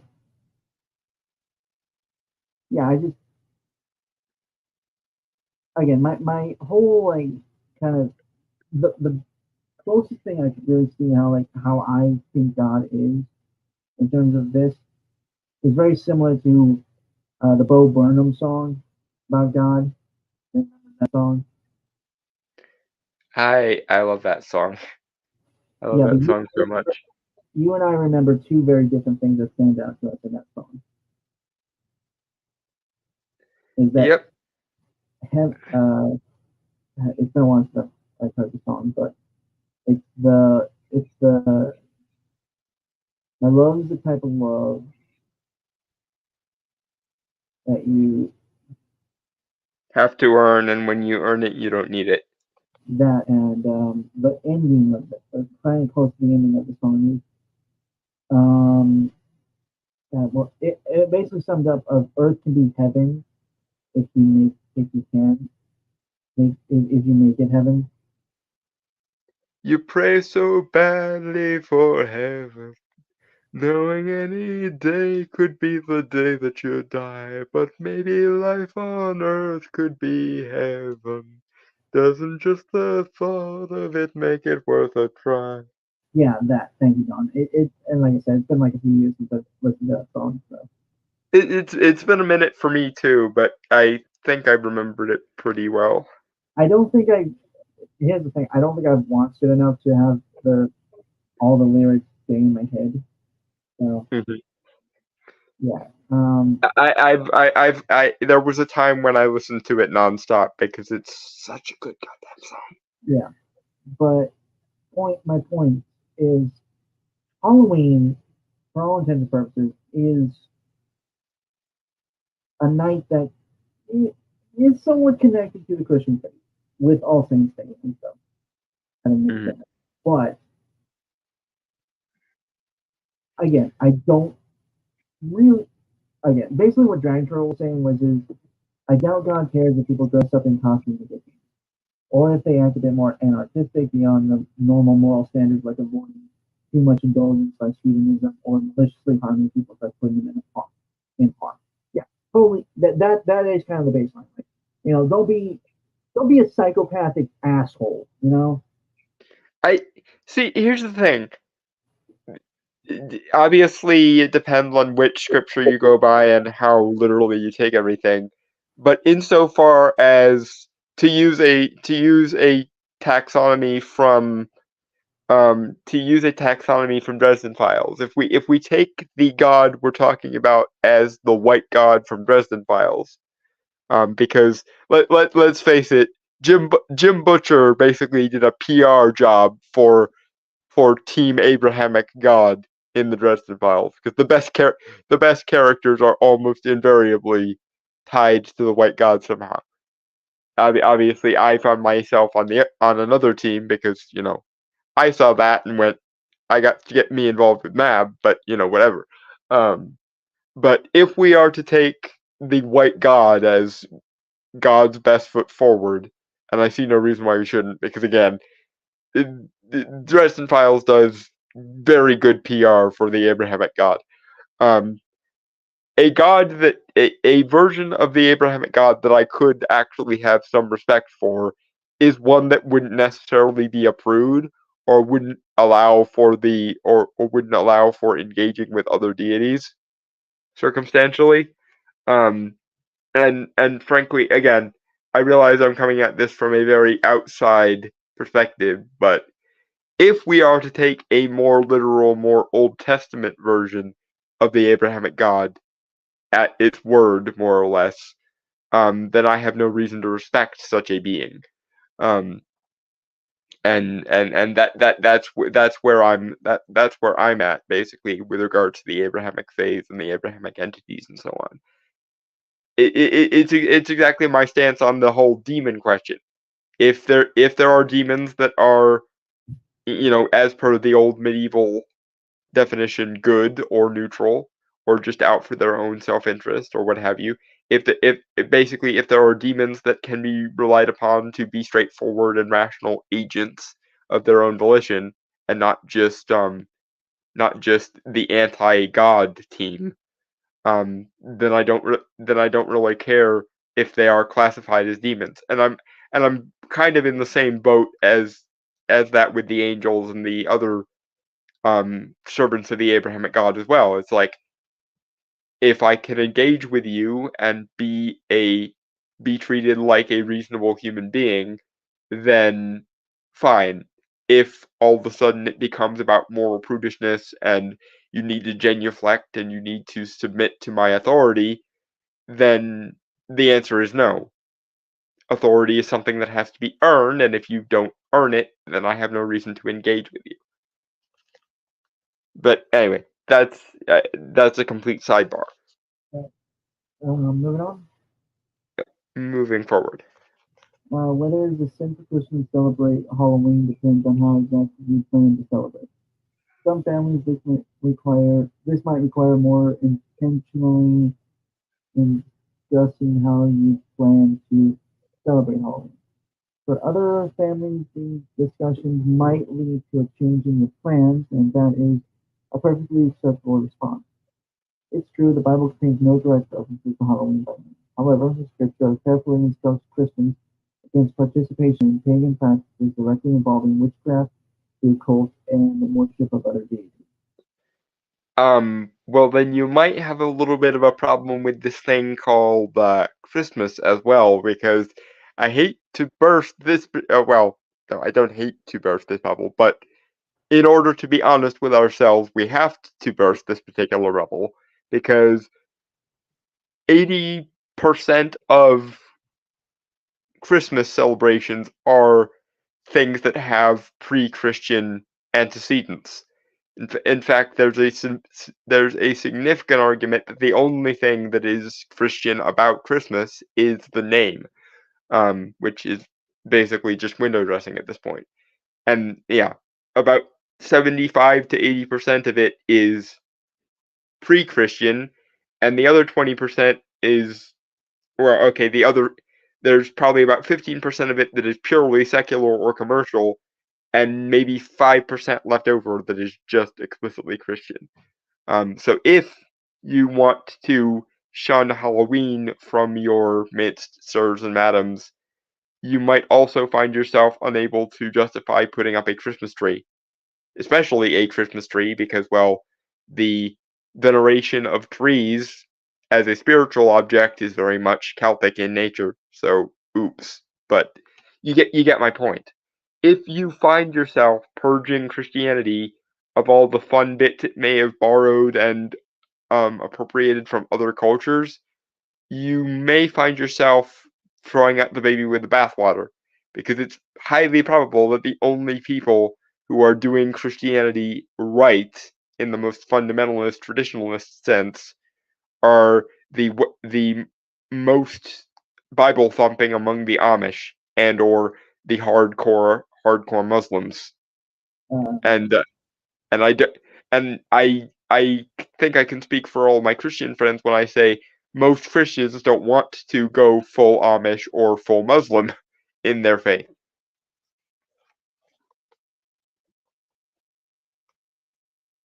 uh, so we are going to read a bit more up until maybe 10, and if we're still not done, then we'll have to say it for next week. Yep. In Corinthians, in 1 Corinthians 10:31, Paul writes, so whether you eat or drink or whatever you do all to the glory of God. Our obedience to God requires a careful understanding of how much God cares about our choices. In deciding whether to participate in Halloween, you and your family can consider how your actions might align with God. Dressing up in a costume and handing out candy on October 31st is not a sin, just as it wouldn't be a sin to do the same thing on April 1st. However, how you represent Christ matters, especially on polarizing days such as Halloween. Remember how you portrayed Jesus in the movies?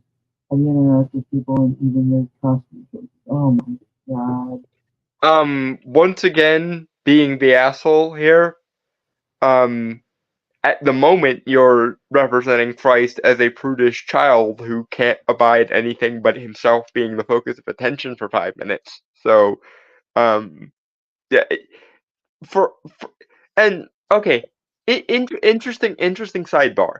I recently watched a movie called Nefarious.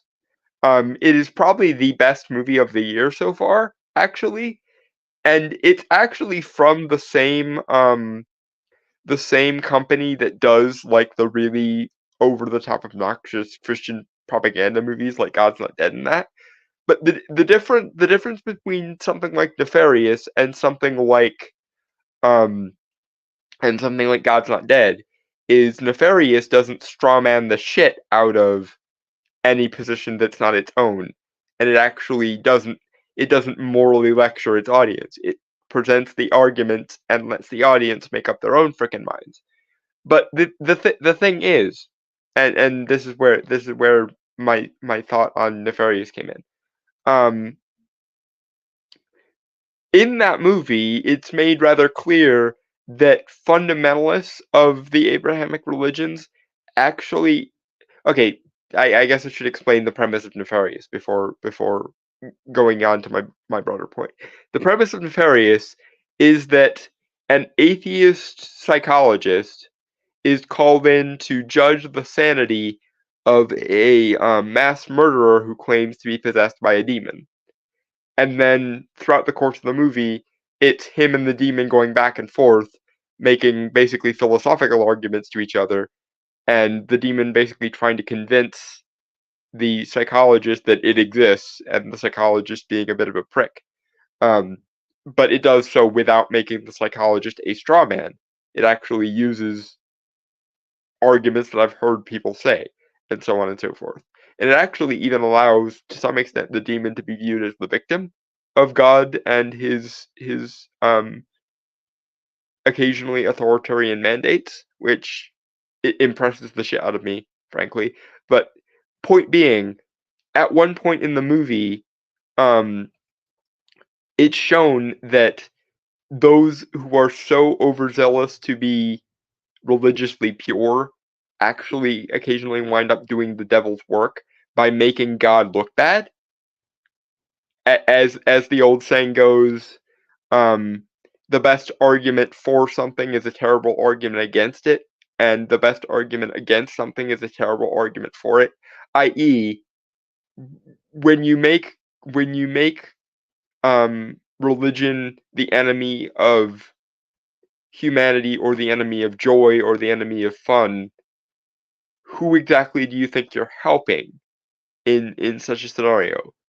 Um, and one of the many good points that Nefarious makes in the course of the movie is that by being such a moralistic killjoy, you might actually be helping the devil's case by making the devil the source of fun and joy as opposed to making God the source of fun and joy. And that's where this made me think of Nefarious, because if you make this to be a good Christian is to basically be a constantly ascetic, self-sacrificial prick who shuns everything everyone enjoys and or tries to use every opportunity as an excuse for proselytism, who within your framework do you think you're supposed to be helping with that? Because if I were the devil, people like you, the traditionalist fundamentalist types, would be excellent recruiters for the other side, because the more devoid of fun or joy or humor or forgiveness that you make God look, the more prudish and selfish you make God look, the more attractive you would by necessity make the other side look. Because the more hardline the God side is, the more the easier it gets to make the come to the dark side, we have cookies argument, basically. Alright, going to, these sort of people are totalitarians, like the SJWs, the charitable, they want the entirety of the population to act more or less like monks. Likely, they want people to have an unhealthy obsession. Cynically, they just want to complain and attack something for power, like the SJWs.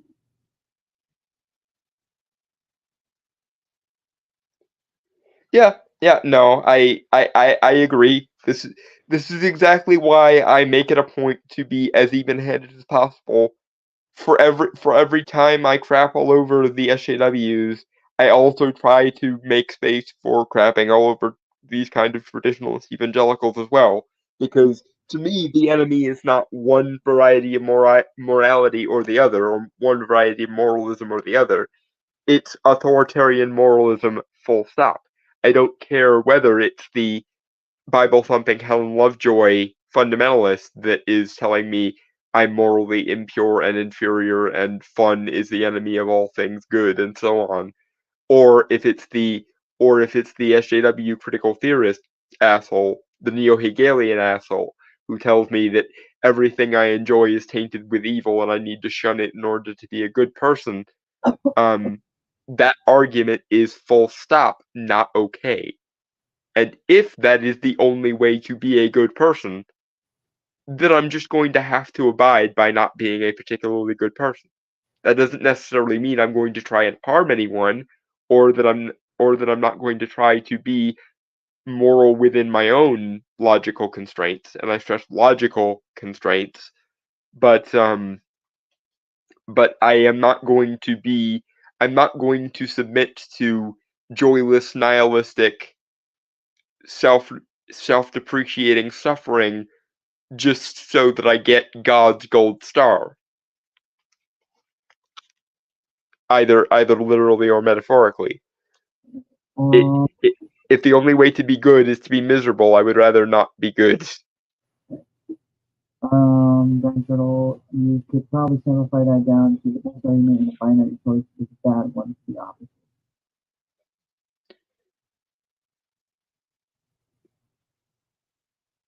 That was regarding like the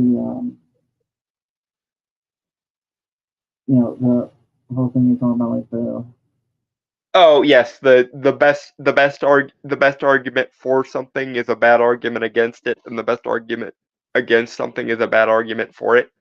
yeah. I would simplify it down, perhaps even for I like that phrasing because it's catchy, but I would simplify it down to if you want to make the argument for or against something, the burden is on you to make a good argument for or against something. Bad arguments only hurt the side you're on.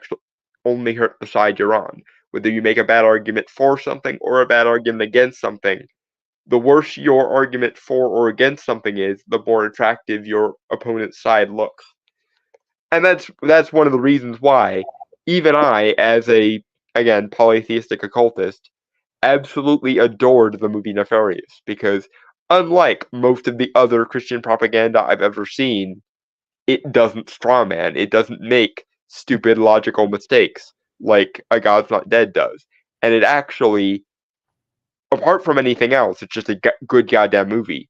But it actually managed to make me, the, nominal anti-moralist that I am, hear some of the Christian arguments fresh for the first time in a long time.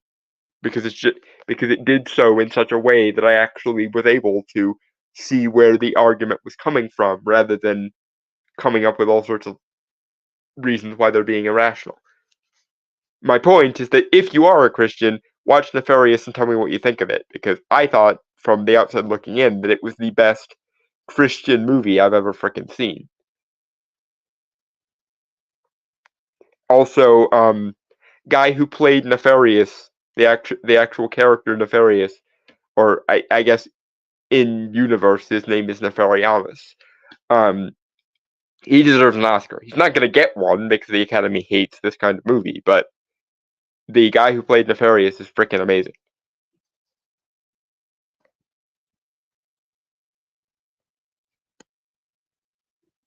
You know?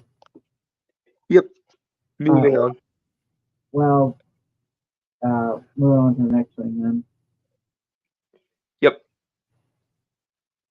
We're almost done with it, and we're like halfway done with it. So, Mhm. yeah. So this is originally from CBR.com, but obviously I'm using the archive version. That 10 Batman the animated series episodes to watch on Halloween by Robert Vaughn, I think, published October 16th, 2023. Batman the animated series is ripe with gothic aesthetics, a noir tone, and terrifying villains. Which episodes are perfect for Halloween viewing? All of it. I mean, you don't really need any particular thematic excuse to watch Batman the Animated Series, because Batman the Animated Series is one of those things that's good whenever. But if you're looking for something Halloween themed, then you could do a lot worse than than BTAS. Also, rest in peace, Kevin Conroy.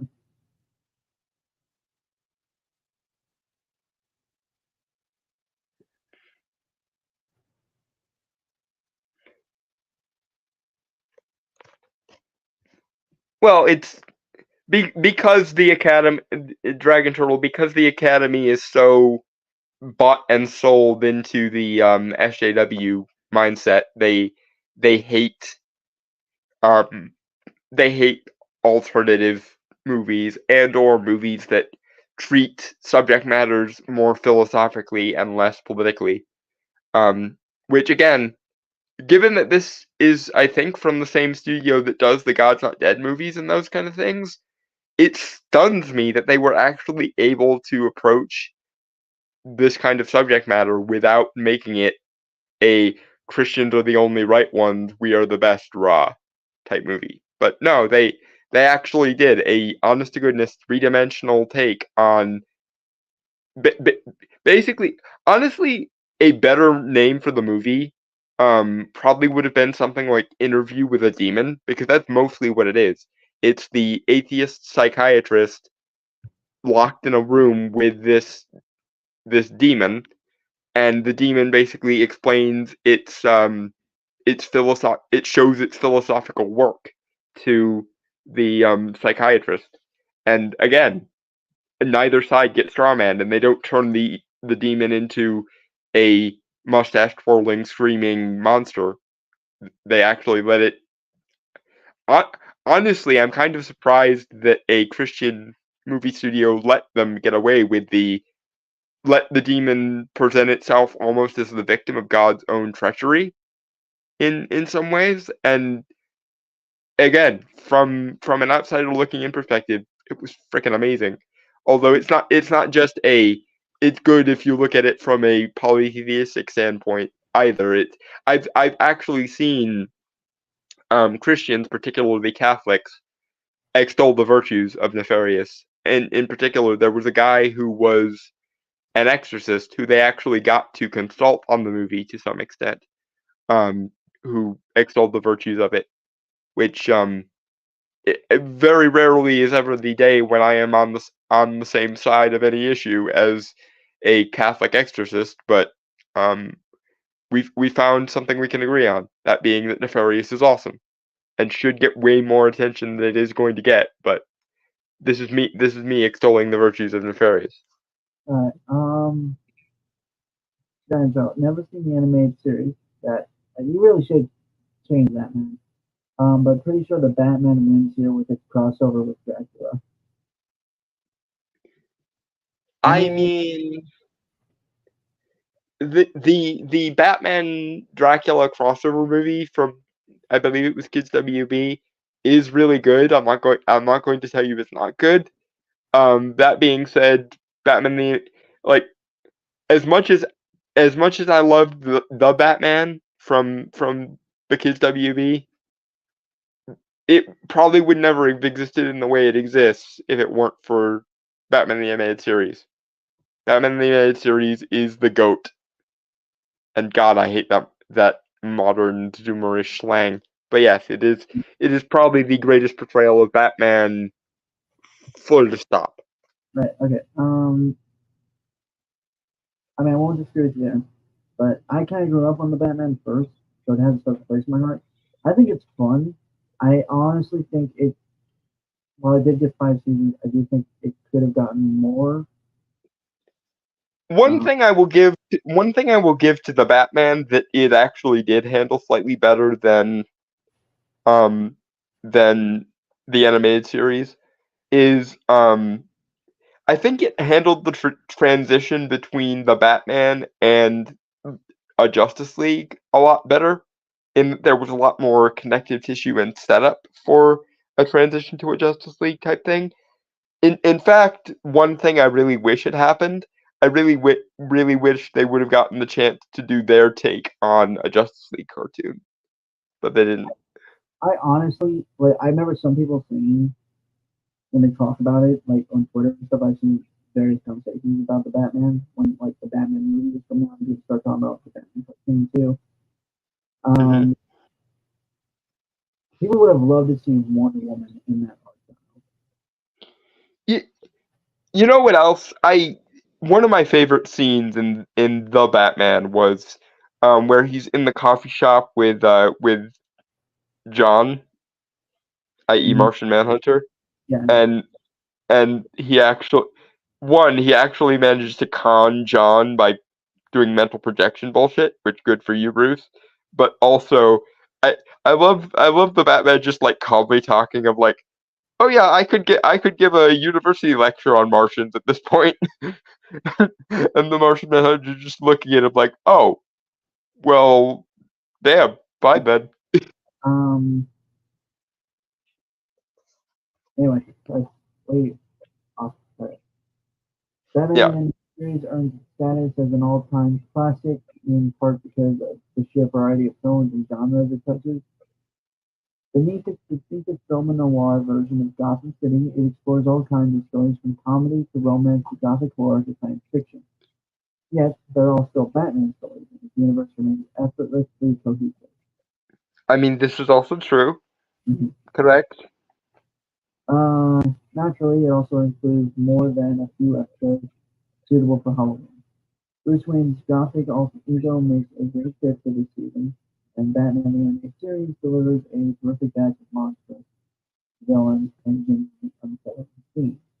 Below is a list of the 10 best, along with a special memorable mention for one very scary comic, which the honorable mention is, well, two honorable mentions actually. Batman Beyond, Return of the Joker, and Justice League Season 1, Episode 2, Wild Cards, Part 2.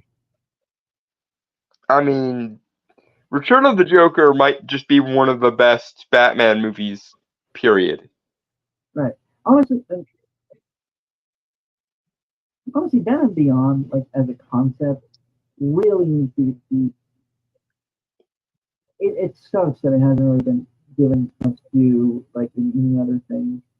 Yeah, honestly, like I know, especially now, people like Damien, and like I don't hate Damien as much as I used to before Super Sons and stuff, but um, I mean, he's but fine. It's just the issue is like they always revert him back being like a little shit. Which I mean, to be fair, that's with every comic book character. So yeah, but my point is that for as much as you may or may not like Damian Wayne, as far as biological bat sons go, I like Terry better. And even Terry's origin story, which we don't really get until the epilogue when Amanda Waller was like, "Oh yeah, I totally rewrote your dad's DNA." Um, oops, but like we don't actually get the like origin story of Terry until the epilogue of Batman Beyond. But um, it makes more sense than Damien's origin. Not least of which because it doesn't involve Batman basically getting raped by Talia al Ghul. But you know, eh. so there's a weird thing that I found out about that, and we'll get on. We'll move on after this point. But I found out originally, like original comics, when they conceived the idea of Damien, even though he wasn't named Damien. Hmm. Um, it was Talia and Bruce had a child. None of that, drug bullshit. Yeah. Um, but uh, but Talia gave the child up and said she had a miscarriage um, because she was worried because Bruce was ready to give it all up, give up being Batman to be a father, and uh, it's been a while since I've heard it, so my mind's a little foggy on the movie stuff. But she basically gave the child up, and that child was to be raised by a kind, loving family somewhere, Right. away from all that, so away from all that craziness, right? And Bruce never knew. And Grant Morrison, when he reintroduced him, retconned that. Yeah. And I mean, it is probably better continuity wise than the other option in order that Batman could have a bio son. But here and I say bio son because of course, as we know, the Robins are his kids. The Robins and Batgirl are varying degrees of Batman's kids. Yeah. But that being said, as far as Batman having a bio son goes, one, Terry's makes a lot more sense and actually fits, I think, both his and Amanda Waller's characters better. But also, maybe this is me being weird, but I have always, for as long as for since I watched um the Paul Dini Bruce Timm verse, I have always shipped Batman and Amanda Waller because they are perfect for each other.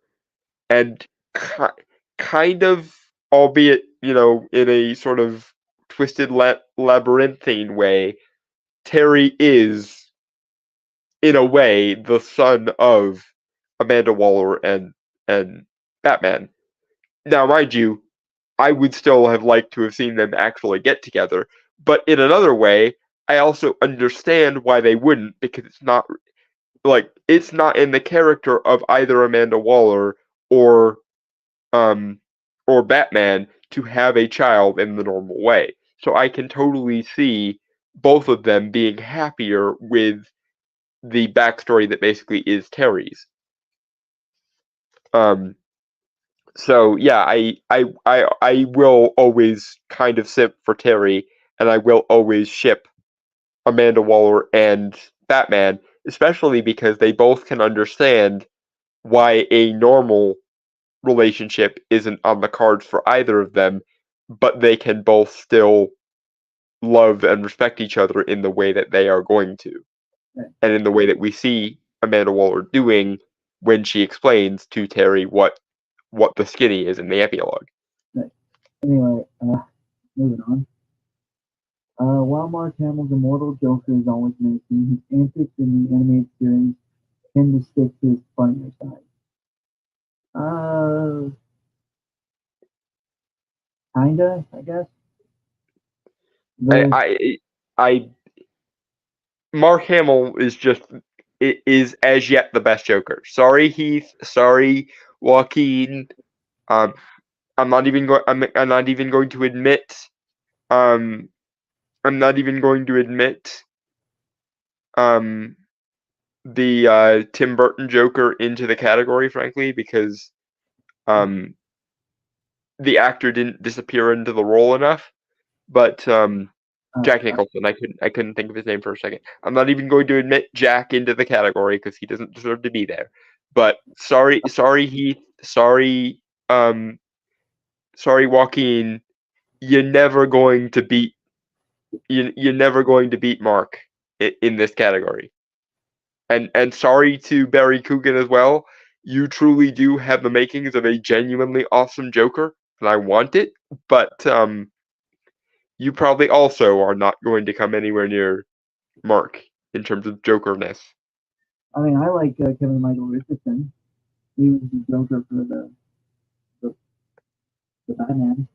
Yeah, I mean, he's fine, but he's again good as a actor who played the Joker, but it's to borrow a phrase from Doctor Who, you may be a doctor, but you are not the doctor. I'm going to paraphrase. They may be Kevin Michael Richardson may have played a Joker, but Mark Hamill is the Joker. Anyway, moving Yeah, on. moving on. The show didn't have the leverage to really push the envelope early on. It keeps the ground grind buttoned down to in the horror department. Kinda, yeah. Yeah. That changes in the conclusion suggestively season 1 episode 22. Wildcard Part 2. In the episode, the Joker comes within a hair of making the entire human population lose its mind thanks to the psychic powers of Ace. Batman Beyond, Return of the Joker, eclipses this idea with a horrifying flashback in which Joker mentally tortures Tim Drake into becoming his brainwashed son. The remainder of the film is largely sci-fi action, but the former Robin's fate is unforgettably horrific. I mean, yeah. Yeah. Horrible. And unironically, it is probably the best death of the Joker ever. Up to and including the fact that he finds a way to come back, because, well, of course he is going to. But okay, so because they had a different rating for it, right? Like, Yeah. was it? PG or something? Yeah, they didn't. Yeah, it wasn't just the run of the mill Y7 thing.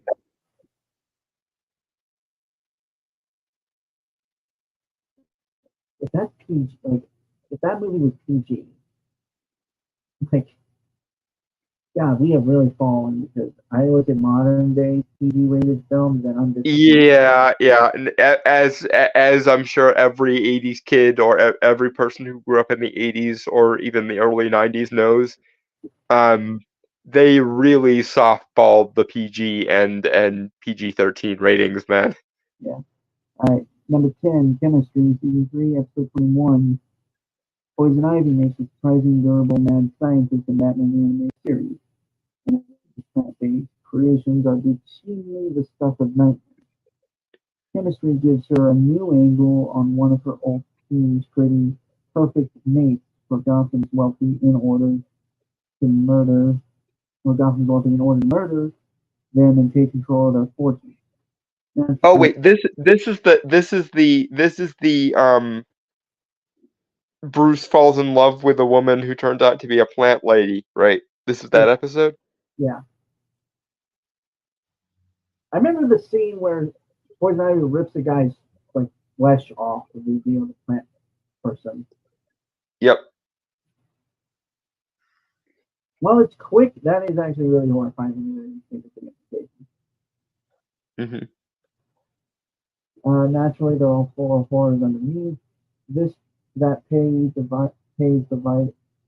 Videns as Ivy type. Bruce Wayne, who figures out the scheme on his honeymoon cruise, while her sentient seaweed tries to crush the ship like a sea monster. That family battles Ivy's minions with herbicides that cause them to melt. It comes on top of similar earlier moments, such as when Ivy rips the skin off Bruce. I can see why it's 10 because there wasn't like a lot of shock moments. Yeah, no, it didn't really play up the like almost like the Fly-esque mad science angle. I'm sure there's one that could be more applicable to that episode, but I can't. So maybe Little Shop of Horrors. Or like Invasion of the Body Snatchers or something like that. You know, I've never seen that one. I've never seen that movie. I will add it to the list of things to watch with you if we ever hang out IRL. Okay, I'll be honest. Never really feel like not so much that I haven't watched it. I've tried. I tried to watch it like in the past, like when I was young. I don't know. I couldn't get into it to be honest.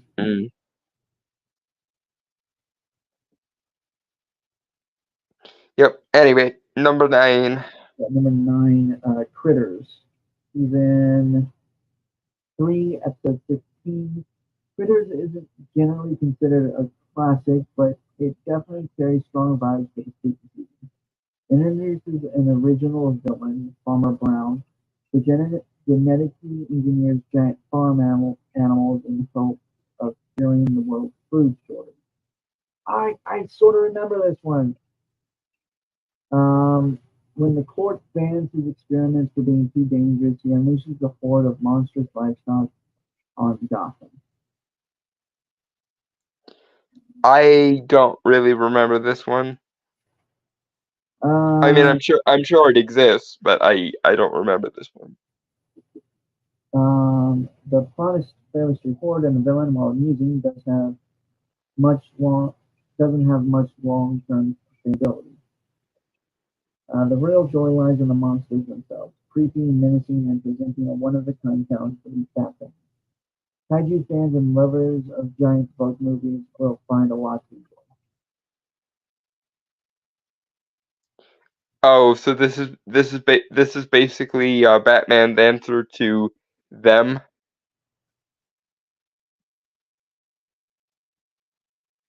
I would assume so because I've never heard of them. Oh, you've never heard of them? No.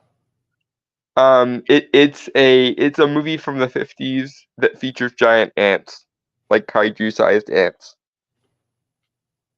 I believe from the center of the earth, if I'm remembering the movie correctly. Oh, you mean giant ants from the center of the earth? I thought that's what it was called.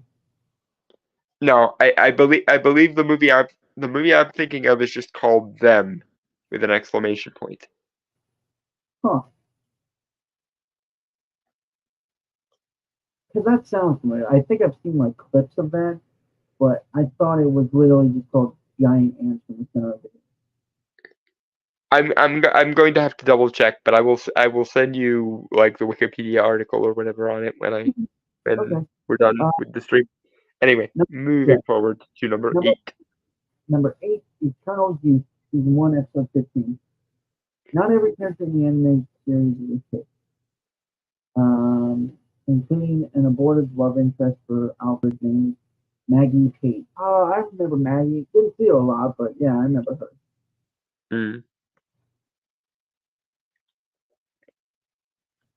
Eternal Youth sends them both to a day spa, which is unfortunately run by Poison Ivy.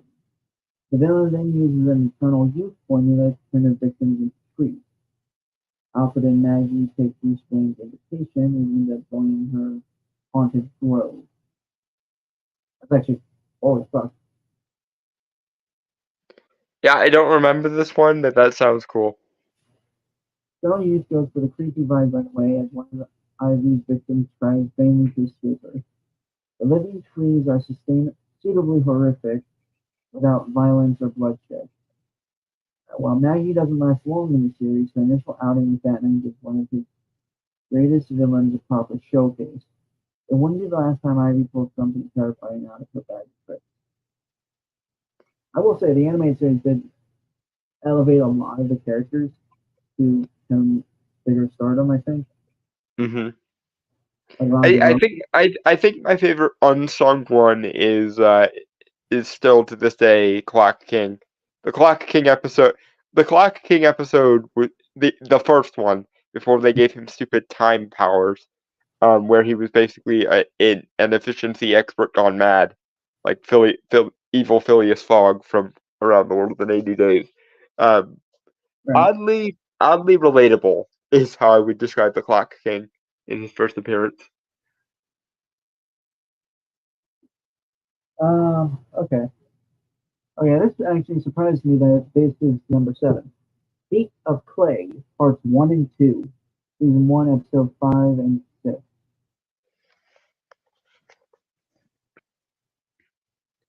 Oh, the Clayface ones. Yeah, like, Yeah, huh. yeah. I imagine the subheader here is going to be body horror. I'm just surprised it's number 7 is the thing. Well, keep in mind, it's not specifically horror that they're going for. It's Halloween theming, so No, I it might. know, but I think it does work a lot because it has a shapeshifter who has played a lot of different characters and stuff. Well, but I mean also there are a lot of Batman the Animated Series episodes, Okay, and fair. a lot of them are awesome. So Fair. I'm just saying I think it could be higher. Not like top five or anything. Well, okay, no, in top five, but not top three. Mhm. You know, I don't know. Great. Well, we'll see what beat it come like 6 through 1, and you can gauge whether it was justified or not. Okay. Clayface has a long and tangled history in the comics, stretching back to the days of Bob Kane and Bill Finger. Um, four different villains using the title actually teamed up in the Mud Pack storyline just a few years before Batman the Animated Series began. For its version of the character, the show creates a single amalgamation of all of them. Actor Matt Hagen is fed an overdose of experimental age cream that turns him into a monster. Ron Perlman voices Hagen as every bit the awful person he is on the inside that he becomes on the outside. Yeah, Clayface is yeah. Again, body horror is definitely the sub caption here. Yeah. Um, his status as a sentient sludge makes him disturbing to the extreme. Peter Cray milks that during the conclusion when Batman forces him to lose control by playing his numerous movie performances all at once. The screaming Hagen melts into a blob of ever-changing features before seemingly electrocuting himself in a moment of pure David Cronenberg body horror. I mean, it was also really well animated to really sell that horror, Yeah. right? That being said, as far as Ron Perlman Batman villains go, I still like Slade better. I mean, fair. I also want to point out because I had learned this earlier when I was looking at like some reactions to Feet of Play. Hmm. Apparently, background wise, Kevin Conroy wanted to was really invested in these two episodes when they were shooting Mm.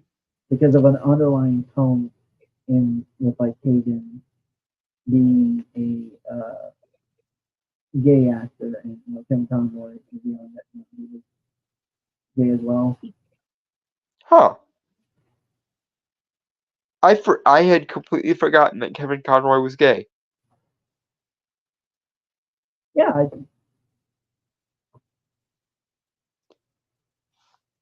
I mean, damn. Also, also because the meme capacity of the internet has made it nigh impossible for me to not make this joke. The ambiguously gay duo. Sorry. also, I mean, Batman doesn't have a rainbow suit. Which I'm glad they never leaned into it. I'm sure in the modern day they definitely would have leaned into the Kevin Conroy's gay angle. Um, Yeah, I think that's stupid. And again, but we said this before when we first started this. Rest in peace, Kevin Conroy. but Batman, I mean unironically for this one time, it does actually make me feel good as someone who does, swing that way, that freaking Batman is gay. yeah, It actually makes me feel momentarily proud of my sexuality for 5 seconds. um, That that being said, Superman is much cuter than Batman in terms of where I swing, but still. to be fair, you like him done dumb and big. I mean I do. I do like my big boys. You can't deny that, motherfucker. You can. No, I am not, and nor would I ever deny it. I like my big boys. This is Um, obvious. This is obviously true. number 6, Moon of the Wolf. Because something's blocking it. I can't exactly see what episode it is, but it's from season 1. So, I don't remember this, but I assume it has something to do with werewolves because moon and wolf. Duh. oh, it was that one. I think it might have been the one where no, actually, hold on, never mind. While some episodes of the animated series are genuinely scary, Moon of the Wolf thrives more on a spooky antagonist, werewolf, than any specifically creepy content. That said, it takes full advantage of the opportunity with a new character straight out of the Universal sprouting hair and fangs, thanks to a formula from Professor Milo. Yep. The results, Don't remember this one, but definitely understand why it's here. So the results are an affectionate homage to classic lycanthrope movies, and indeed, the title comes from a not at all bad 1970s TV movie. I didn't realize that. It even makes Batman a potential horror movie victim, down and helpless with a raging monster threatening to disembowel him. He wins, as always, but raising that a physical fight with such a brute force seems only one. I mean, to ever refer to Batman as helpless is a good way to get a boot to the face. But Uh, yeah, there could be an argument that, the whole Bat God thing is a problem, but that's I mean, sure, but even I, who do despise the whole Bat God thing, the phrase Batman and helpless do not belong in the same sentence, at least not in a descriptive sense. I agree. I think if anything, it could be on the back foot more Yeah, more yeah, than on, yeah, I would prefer that more so. yeah. I mean, to quote the Joker from the World's Finest crossover, "There's nothing mere about that mortal." Oh yeah, yeah. All right, number 5, Avatar, season 2, episode 3, and I've never heard of this one.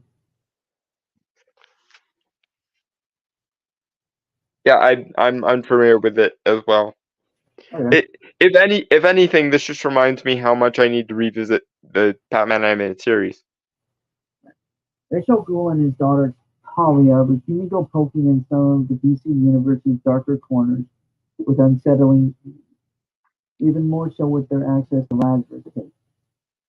Avatar makes them both pay the piper, as Razu seeks an ancient Egyptian queen who holds the secrets of life and death. This culminates with him reaching his goal only to find a very angry mummy waiting. Also, Ra's al Ghul in the animated series was voiced by Malcolm McDowell. The first one, Hmm? the first one, memory who that is? Malcolm. What else would you have seen him in? He was the voice of Death in Castlevania. He was Soren in Star Trek Generations. He was Alex DeLarge in Clockwork Orange. Okay, it's sounding familiar. I'm okay. Given that you say he's Dracula in Castlevania, No. He was Death in oh, the voice of Death. okay, no, okay. I yeah, I remember hearing the voice, and okay, like Yeah, voice, like he was the Death Elemental in Castlevania season 4. yeah, okay. Yeah, I'm good with the voices, and Yeah. his names are I'm terrible at. Like, Yeah, but yeah, Malcolm McDowell was the voice of Ra's al Ghul or those Ra's al Ghul in. are two very different characters played by the same guy. I mean, yeah. Although to be fair, Malcolm McDowell did have a tendency to play villains a lot. No, I mean, but I'm talking in terms of personality. Right. right? Obviously, but yeah, Malcolm McDowell was the voice of Ra's al Ghul, which just goes to show you, God, the animated series had an awesome voice cast. They really did. Yeah, okay. Once again, the series reveals its fondness for classic movies as the horror comes with its fair share of swashbuckling adventures. It also shows Bruce and Talia on the same side for once as they try to stop Lucy Rafe from unleashing something he can't control. A trio of fantastic guest stars tops it off, as the late Nicole Nichols joins David Warner and Helen Slater in the credits. No, oh, Michelle Nichols. Sorry. Wait, Michelle Nichols, as in Lieutenant Uhura? Michelle Nichols? Hold on. Hold on. It's gonna bother me.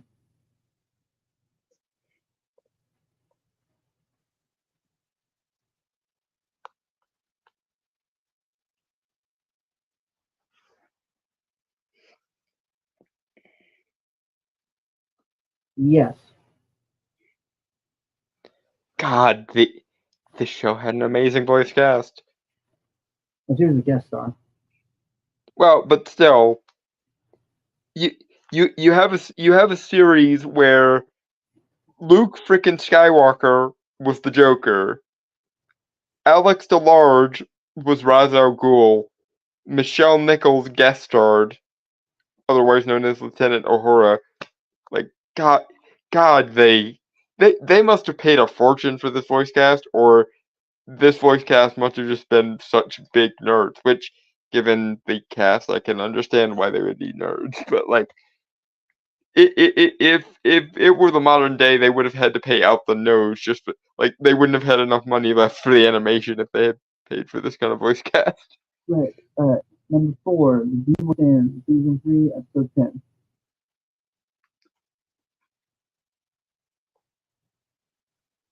Etrigan the Demon is billed for Halloween, and he appears for the first time outside the comics in The Demon Within.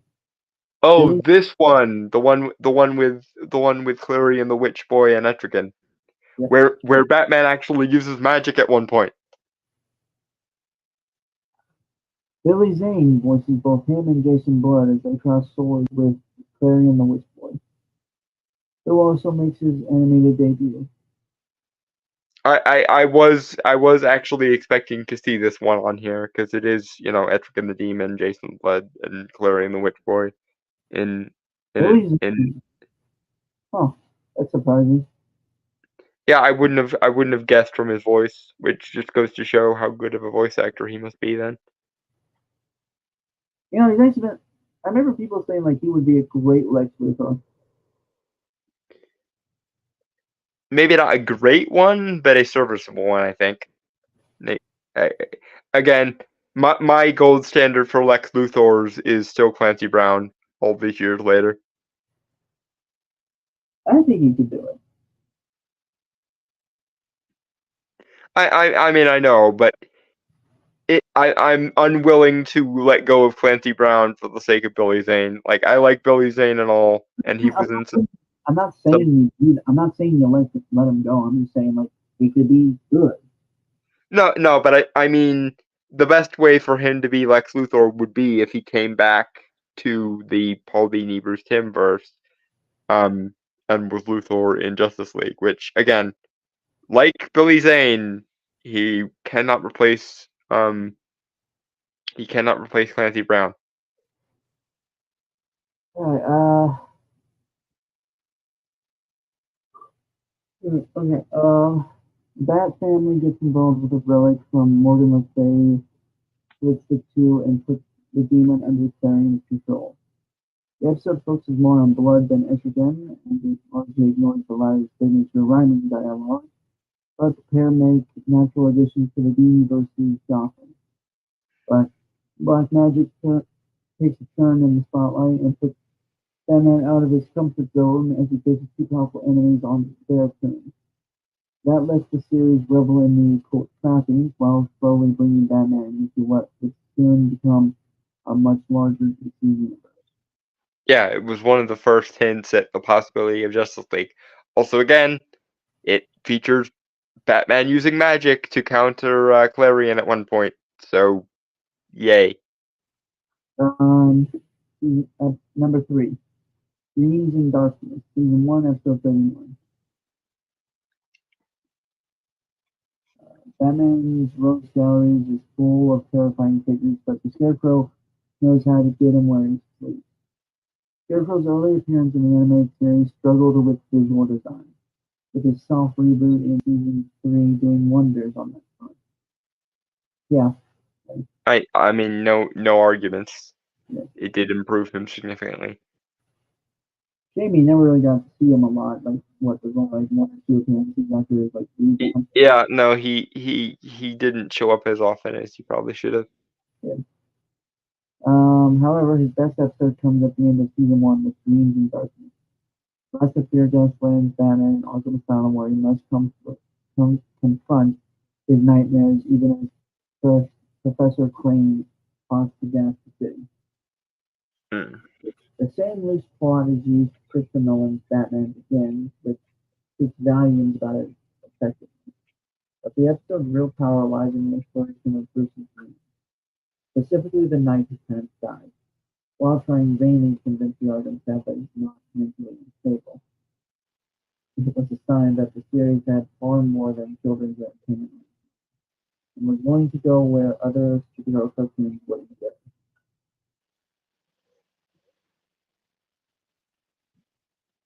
I mean, no argument for me anyway. Moving on. Yeah. Number 2, House and Garden, Season 2, Episode 1. Don't remember this one. Poison Ivy's previous scheme arrived as a genuine effort to reform. Released from Arkham Asylum, she seemingly establishes a new life with a handsome doctor and his 2 sons. Naturally, she has something more up her leafy green sleeve. Most of the episode plays like a mystery, as eligible bachelors are being poisoned and Ivy's apparent innocence leaves Batman baffled. The finale, however, turns into Invasion of the Body Snatchers style horror, as Ivy's happy family turns out to be the product of genetically modified seed pods. It conjures a cornucopia of Geiger-esque horrors, including veiny plant babies, monstrously distorted hitmen, and bodies that collapse screaming into puddles of biogenetic stew. Worst of all is Ivy's unhinged belief that it's all perfectly normal and that she's just living the American dream on her terms. So basically, albeit probably in the inverse, Ivy pulled the Wanda. I wonder if this kind of gave inspiration for Poison Ivy having like plant-based grown like kids in the comics later on. I'm pretty sure the plant-based drones came in the comics first, rather than the other way around. No, But kids, not drones. Like legit, like Ivy has legit kids that she grew from plants in the I comics. am not sure. I would have to actually see when the show came out versus when she got them in the comics. The show came out in the 90s. This thing I'm talking about came out was like last decade or so. Okay, so yeah, maybe the comics are ripping off the animated series for once. Good for them. Number 1, Over the Edge. I mean, they did that with Mr. Freeze, so I mean, yeah, the Heart of Ice backstory is just the greatest. Although, in fairness, I think I saw Batman Sub-Zero before I saw Heart of Ice as a kid. Huh. Because I remember having Sub-Zero on VHS. Yeah. Okay. Number 1, Over the Edge, season 3, episode 11. Oh, okay. So this was actually the second time we saw Scarecrow. Mm. Which was also the last time, I think. Mm-hmm. Technically, the Scarecrow doesn't appear in Over the Edge save a single brief scene. He remains the villain of the episode regardless, as a gas Barbara Gordon envisions a Gotham where she's been killed, and her father ruthlessly hunts the remainder of the Bat family into extinction. It's all a hallucination, but the narrative freedom with the episode go darker than anyone expected. It's all too easy to believe that Jim Gordon would lose his bearings upon the death of his daughter, and the ruthless efficiency with which he first prosecutes his war on Batman is more than even the Cape Crusader could handle. Can handle. Gotham's underworld blasts through it all, ready to claim the city when its two champions finish destroying it. The plausibility of it all is enough to unsettle even the biggest Batman fan. I mean, yeah,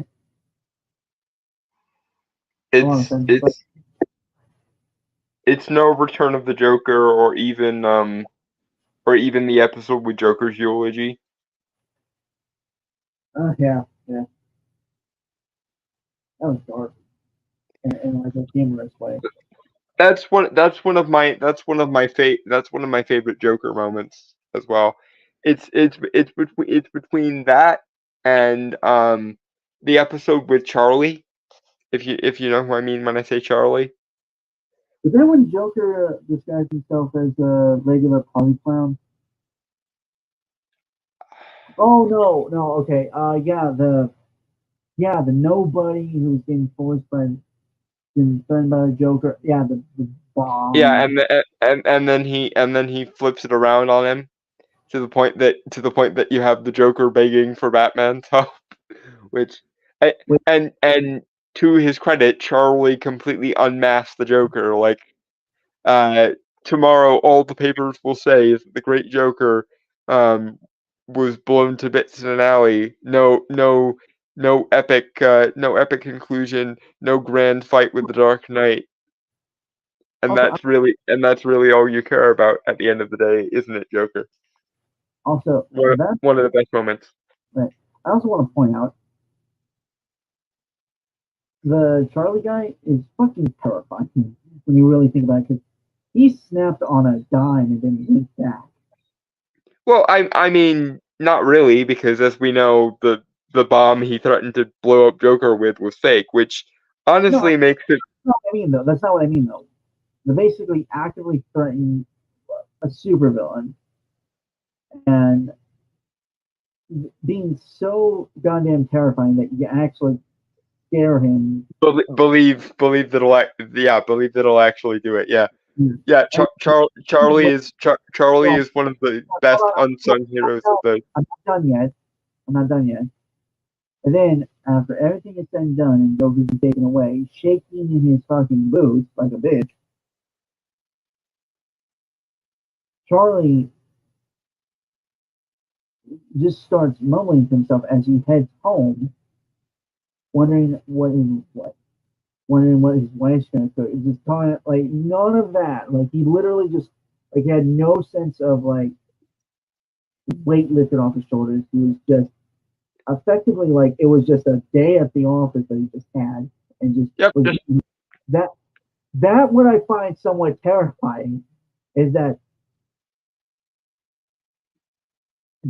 I mean, it's just like this average guy literally scared the shit out of a man who was supposed to be the second most terrifying thing in Gotham, besides Batman.